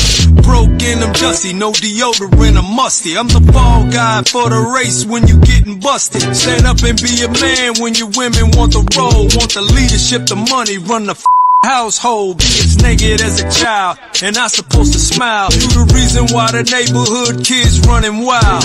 Karma comes around, baby, keep your cookie. Matter of fact, I'm on a flight, you can pass that shit to Pookie. Chicago back to Houston, New York we deem this useless. Baby, I'm in DR, and mommy serve me juices. Every movie needs a bad guy, why not be the black guy? Shit, you can hang it on me. You need a scapegoat, point us out and take no shit. You know they gonna hang it on me. When you need a reason and the ladies commit treason, all you gotta do is hang it on me. Your daddies and your uncles and your nephews, that's amongst us. Watch the whole world hang it on me. You to blame for this crisis, you to blame for this ISIS. Paper saver got created as favored. Who you think gon' die for being righteous? Who gon' vote for the oppressor? Me. Who pay most to get the lesser? You handing out all of the treasures, the immigrants getting the blessings. Who you think rapping is real? Want my opinion about this kill? I'm not Arab, homie, how did this feel? Cause I'm not living off in this real. My opinion, no matter, we get a deal. No reparation, just meal. I'm only speaking about what we feel. Keep talking that talk, I need a refill. Every movie needs a bad guy, why not be the black guy? Shit, you need a scapegoat, pointers out to take no shit. You know they gonna hang it on me. When you need a reason and you ladies commit treason, all you gotta do is hang it on me. Your daddies and your uncles and your nephews, that's amongst us. Watch the whole world blame it on me. Every movie needs a bad guy, why not be the black guy? You can hang it on me. When you need a scapegoat, point us out and take notes. You know they gonna blame it on me. Fathers are underappreciated. Those of you guys who don't know, my name is Dennis Spurling, also known as Uncle D, affectionately by the young fellas out there. And of course, the Blizzard King. Nevertheless, should I say, I'm an attorney, I'm a podcaster, and I'm also, my favorite title is that of father. But I'm going to take the opportunity today to really talk to you guys about fatherhood. Black man hit me up being like, yo, I can't wait to be a dad, I can't wait to be a father. And I feel like I owe those young men to tell them, like, bro, this is hard, because it exposes things about you that you don't know about yourself. It exposes all of your insecurities. And it's a huge emotional undertaking. Right, when you see this and me playing with my baby and it looks really cool and you want to have those moments, just know that that's the upside. It comes with a downside and it can be incredibly painful. So before you take on a family, bro, go see somebody about your past and go see somebody about the trauma that you've endured throughout the course of your life and start healing. Because if you don't heal from that, you'll have all this and you'll never be happy. Especially anybody who thinks that you can just pour water over a lady and a baby and have a happy family overnight. This ain't oatmeal, man.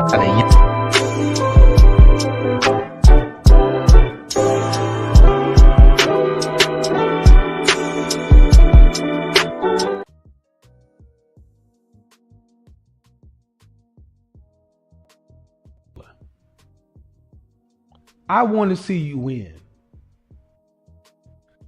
And I put pressure on us men to understand how we did not get our masculinity training. And we've been doing our work, okay? But now it's time for you ladies to understand you're going to have to bet on us like you want us to bet on you. I talked to several men this week. I don't just get on here and talk shit. I have men I call around the world and I ask, what do you think about this concept? Level set me. Shout out to brother Dennis Spurling. Dennis, I don't want to tell people's business, but I'm going to tell you, high value men retire their women or make them come work for them. So ladies, what is it going to take for you to free yourself? Because you and I both know you're dying at these jobs. You're in a toxic. All right, welcome back to the broadcast. Did you guys understand the purpose of this? I hope you guys understand the purpose of it, because if you didn't, I'm going to lay it down where the cows can eat it. You guys, Let me know if you understand the purpose of this conversation. Again, I told you we were doing masculine development, and there's really a cheat sheet to it. Somebody type cheat sheet in the chat room. Now, before we get to that, I want to make sure I get my guys who contributed to the super chat. But this next part, you probably gonna want to clip it, okay? But before I get to that, because these are the jewels. I'm gonna lay it down where everybody can understand it. Urban Eagle, shout out to you. Thank you so much, my good brother, for the $2 super chat. You've been here for a minute. Thank you. Coach King Rod, appreciate this lesson, Uncle D. A lot of gems were dropped in the monologue. Thank you so much. I'm gonna break it down even more because I want you guys to clearly understand. Your Excellence, sir. Big shout out to everybody in the military, all my armed forces guy. Your Excellence is always one of these guys who I appreciate, man. Thank you so much for your service. You guys are the real heroes here. He said I had to deal with the rules of engagement whole time. I'm like, that threat ain't aiming to de-escalate the situation. They're aiming to neutralize me. I'm not expendable. Shout out to you for being intelligent. Kenyatta Ali gifted 5 people. That's what's up, man. Yeah, y'all get the membership up, man. And I got all kind. Most of my stuff is in membership. Y'all make sure y'all go over there and check all that out. Thank you so much, Kenyatta. You're excellent, sir. Again, he says the part that gets me the most is that they purposely overlook the solutions you speak of. Black men aren't just talking the talk. We're trying to teach, fix, and guide. Salute. Thank you so much, fam. I appreciate you, bro. You are outstanding. Somebody type outstanding in the chat room. My man, International Quiet Storm, thank you so much for the $20. Salute, Mr. Spurling. Support Black male media. Man, you ain't gonna hear this nowhere. Again, man, your excellence. Thank you so much, bro. I appreciate the 5 gifted. Thank you, man. Make sure you get those memberships out to people, bro.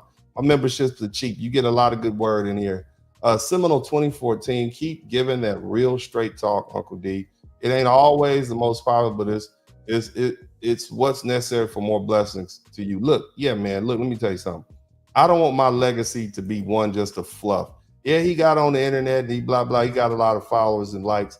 I'm proud that the 70,000 people who are members are Black men. I'm proud that they're men. I'm proud that I'm able to speak to men, and I'm helping you guys come in and day out. This is not the type of channel. I don't do fluff. I don't do a whole lot of reaction videos. It's just men talking to other men, trying to become the best men you can be. I want you to be excellent men, excellent fathers. I want you to be excellent citizens. I want you to be excellent at whatever your profession is. This is what I want for you guys, man. And so this is what I want my legacy to be. So this is where I'm at. And everything I teach you guys and talk to you guys about, I live it. And I talk to my own sons about the same stuff. So this is what I give to my children, you know. Who else we got up in here? We got my man Cody Marshall. Big shout out to you. Okay, so guys, all right. Now you're gonna learn something that some of you guys has floated over your head. You didn't know what the heck was going on. What is he talking about? Batman. Why is Uncle D in there talking about Batman? I thought he was gonna talk about them people he's about to sue for the plumber dude. Somebody type plumber. Somebody type Uncle D about to sue him in the chat room. Oh man. Anyway, here's the thing. I want you guys to hear me out. We about to wrap this up, and I want to lay this down where you can eat it. Some of you all live in chaotic lives, don't you? And there's a reason why your life is chaotic. Okay, I'm going to tell you what's going on right now. This is why your life is chaotic. Based on this conversation that we just had, a shout out to my man Magnum Group Vibes Lounge. Thanks you for being a member for 6 months. I appreciate you, brother. Justice is dish best served by the Blizzard King. That's right. But again, your life is chaotic, and here are the signs that indicate that you have disorder and instability prevailing in your life. Lack of routine, right? You have an absence of consistent daily or weekly routine, and it leads to erratic sleeping patterns, irregular eating habits, and poor time management. Not having a job, not having a regular exercise routine, not sleeping. This is a lack of routine. And you will have chaos in your life if that's the case.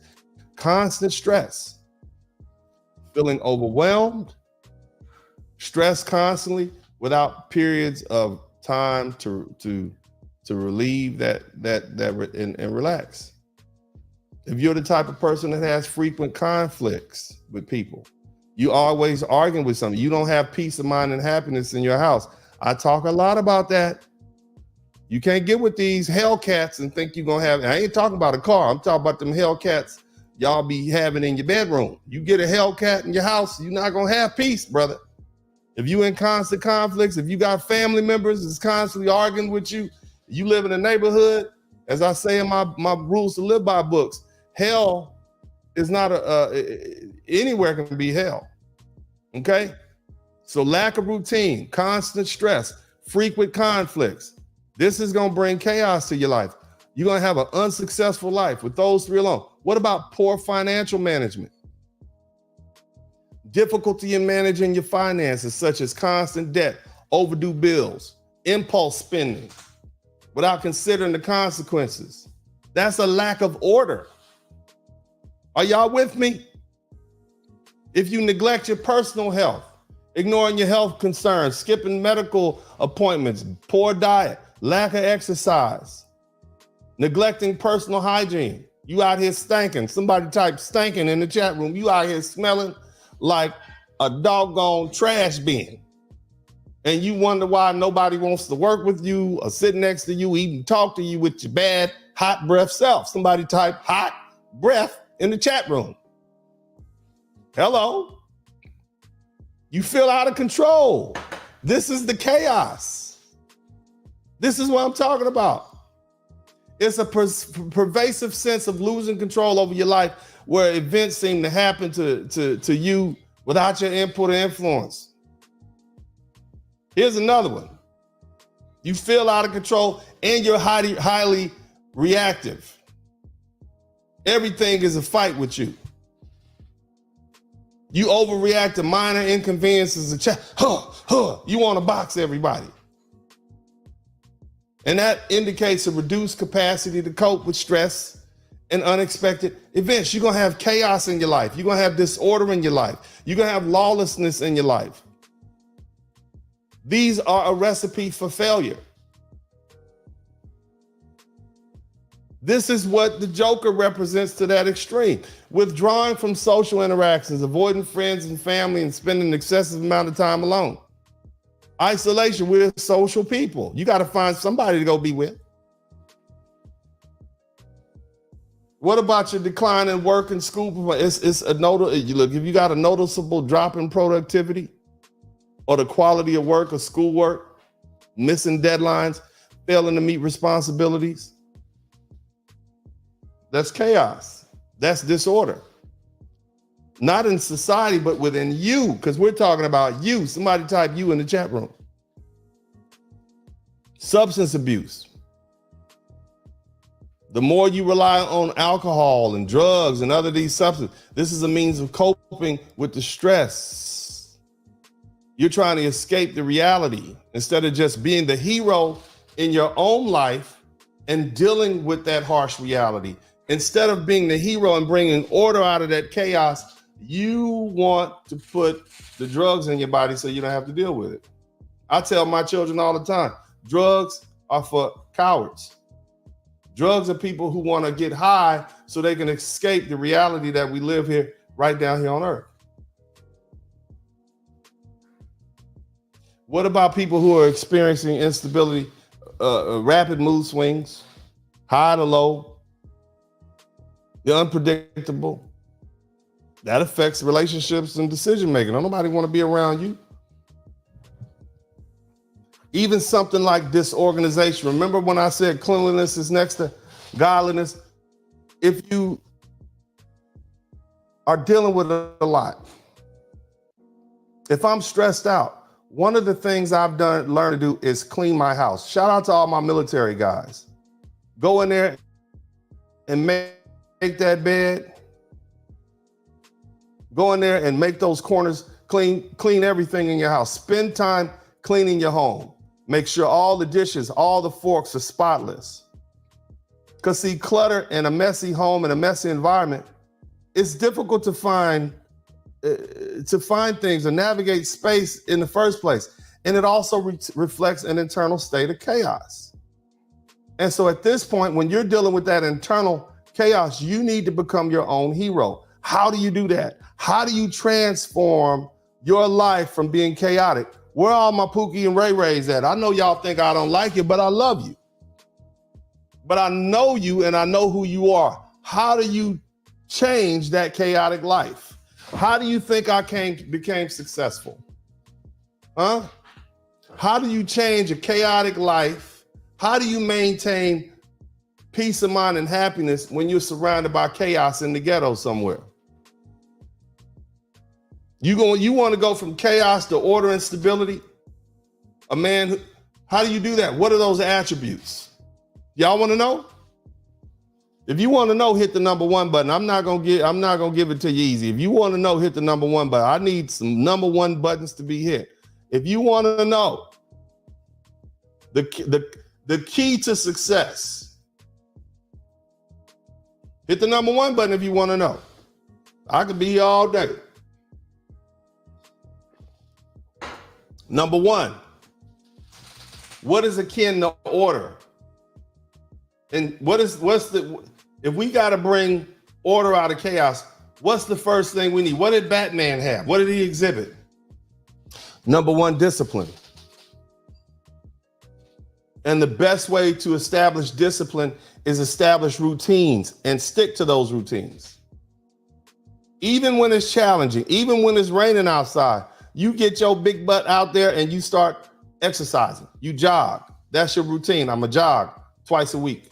I'm going to go to play basketball or whatever twice a week.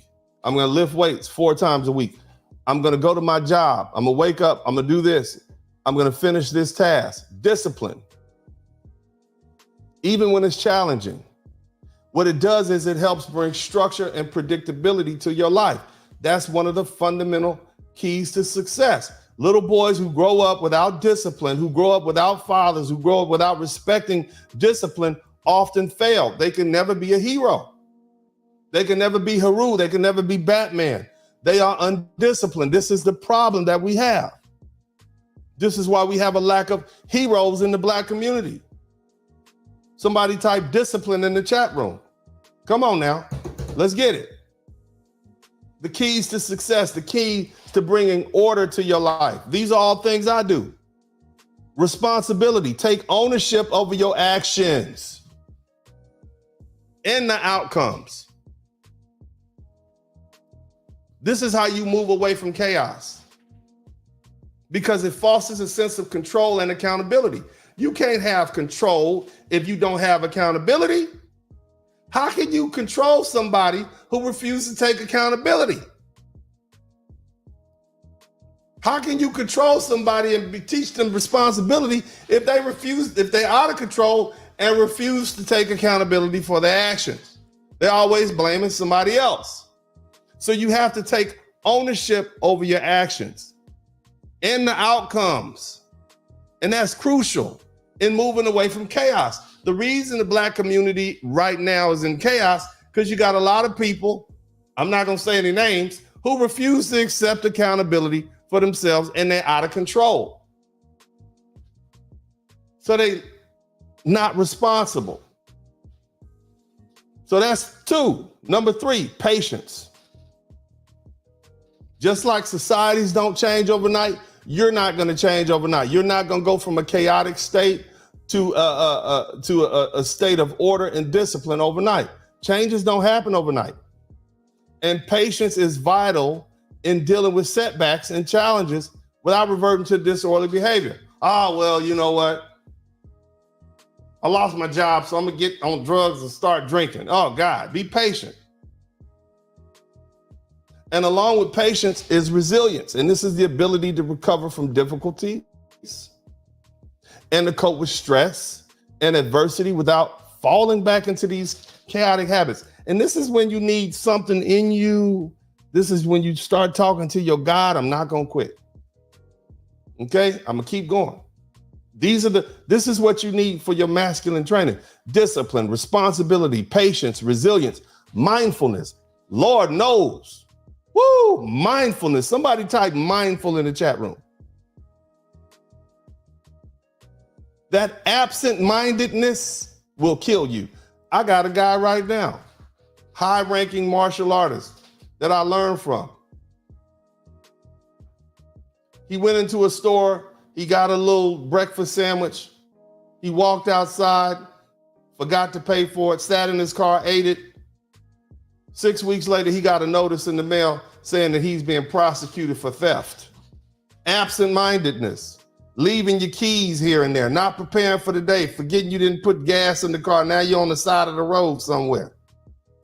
You got to be aware of your thoughts and your actions in the present moment.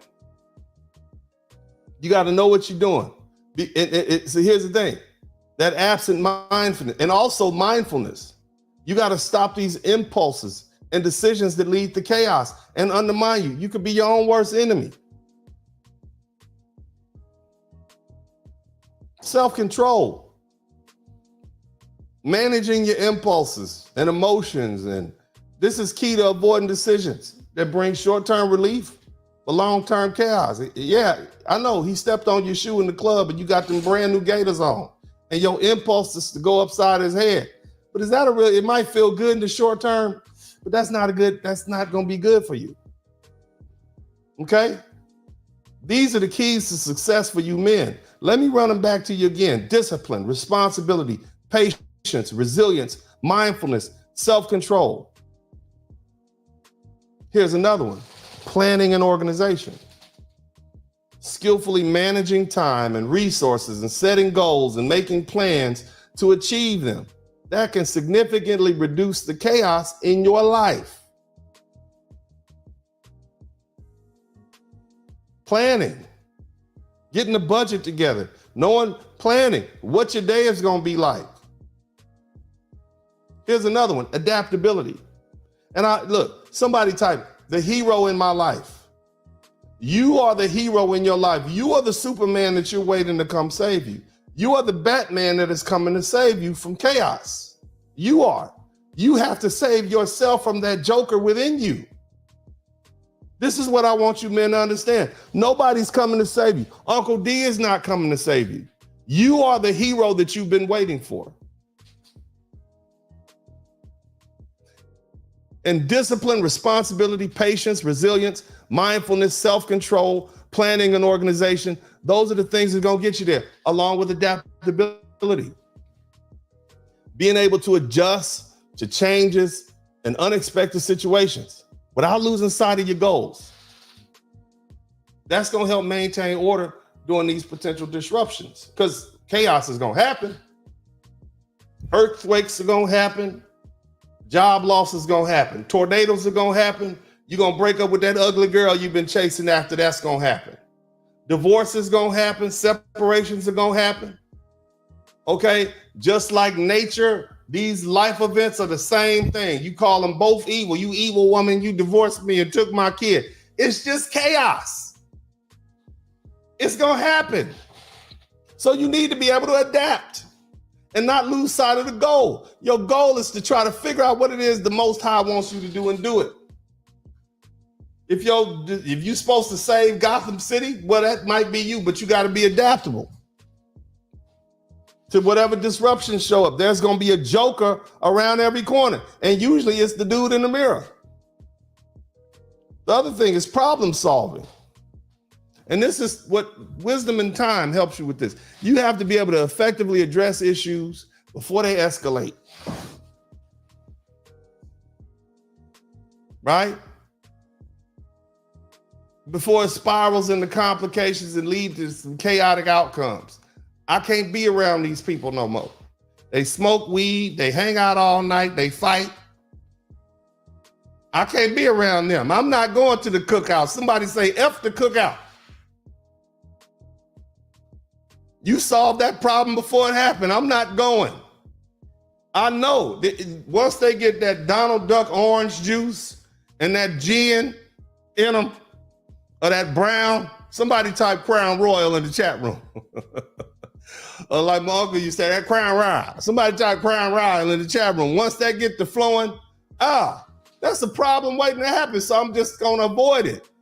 That's the best problem solving skill right there. Avoid the problem. F the cookout. I need that t-shirt. I hope somebody, I need that. F the cookout. Another one, ethical integrity.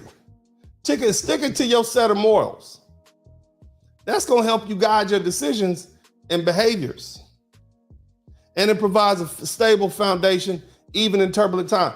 Listen to this. Repeat after this. If you haven't bought my books, man, you really got to get them. You guys got to get them. If you want the books, I'm going to even put the email at the bottom. But one of the things I tell guys in my books is this, and I want you guys to repeat after me. I know who I am. I like who I am. And I'm not going to change. Let me run that back by you again. I know who I am. I like who I am. And I'm not going to change. What this signifies to you in the world is that I'm going to stick to my moral values because they help guide my decisions and my behaviors. And they help provide me a stable foundation, even in turbulent times, because I know who I am, which means I know what I stand for.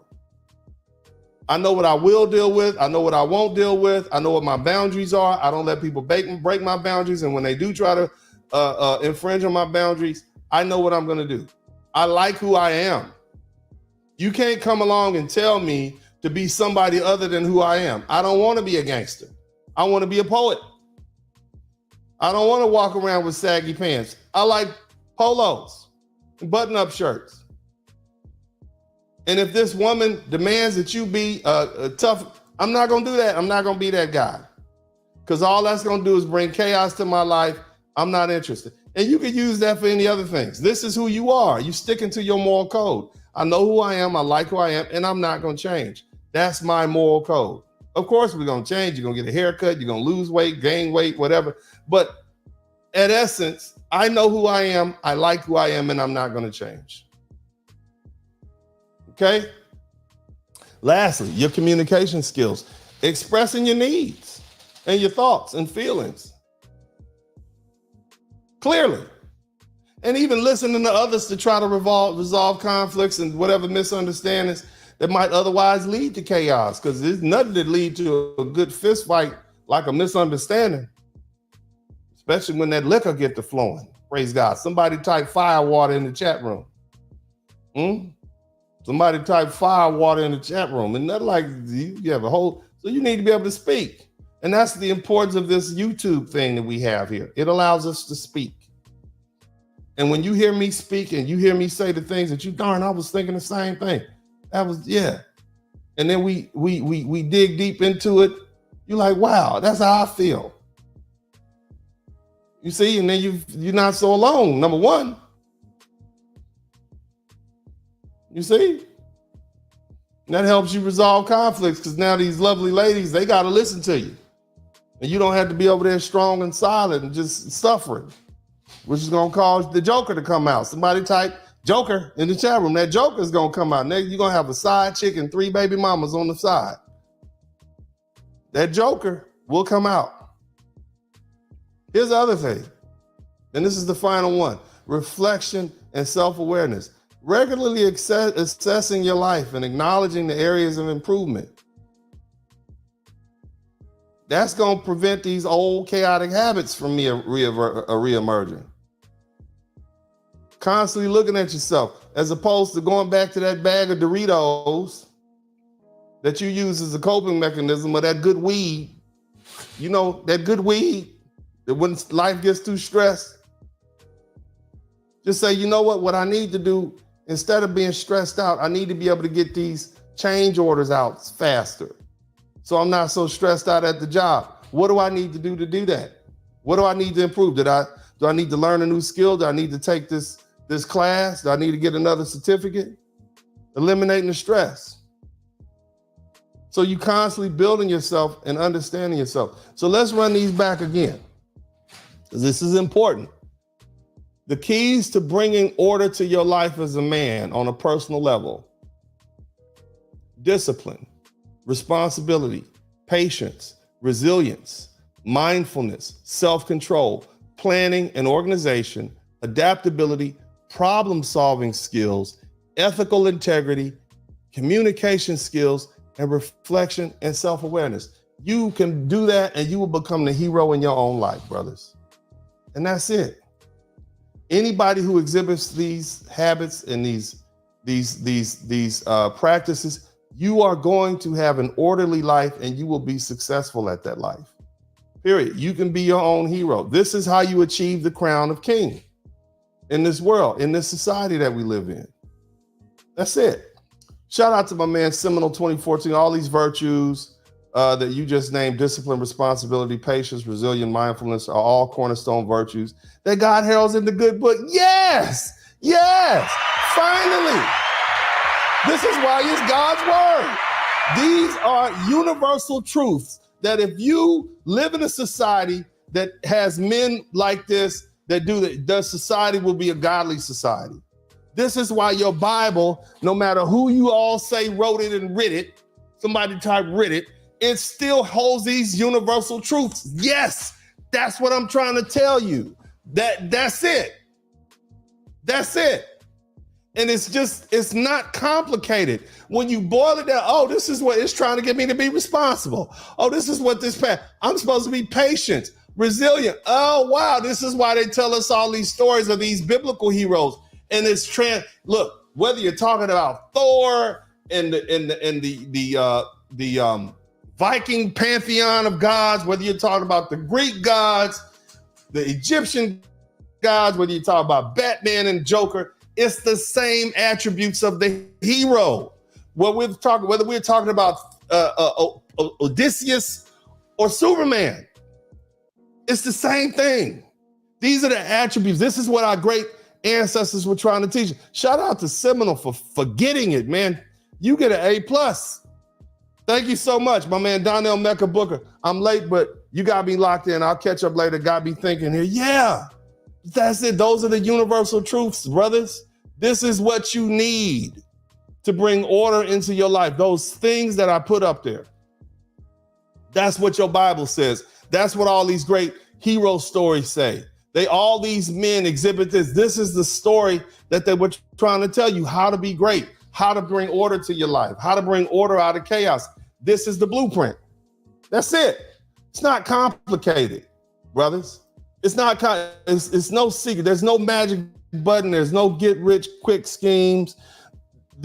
You gotta have peace of mind and happiness. And in order to have peace of mind and happiness, you got to bring order to your life. This feel like I did my job. I feel like I did my job. I think we did some masculine development on this page tonight. I appreciate you guys. Shout out to my man Boris Belkuda. Somebody type writ it in the chat room. Yeah, man, this is cool, man. Shout out to everybody who came through. I appreciate it. Reading the comments again. This conversation is not for everybody. Most people are not gonna get it. I can explain it to you, but I can't make you understand. But you'll find these same attributes in your Bible. You'll find these same attributes that I'm talking about, these masculine attributes in how to maintain an orderly society. The Bible basically talks about how to maintain a godly society, and a godly society is synonymous with an orderly society that lacks chaos. That's it. You see? That's it. So, read your Bible, read your Quran, read all your good books. It's all saying the same stuff, and it's relative to the time period. Nevertheless, this is Uncle D. I love you guys, and as always, say, man, whoop, I'm out.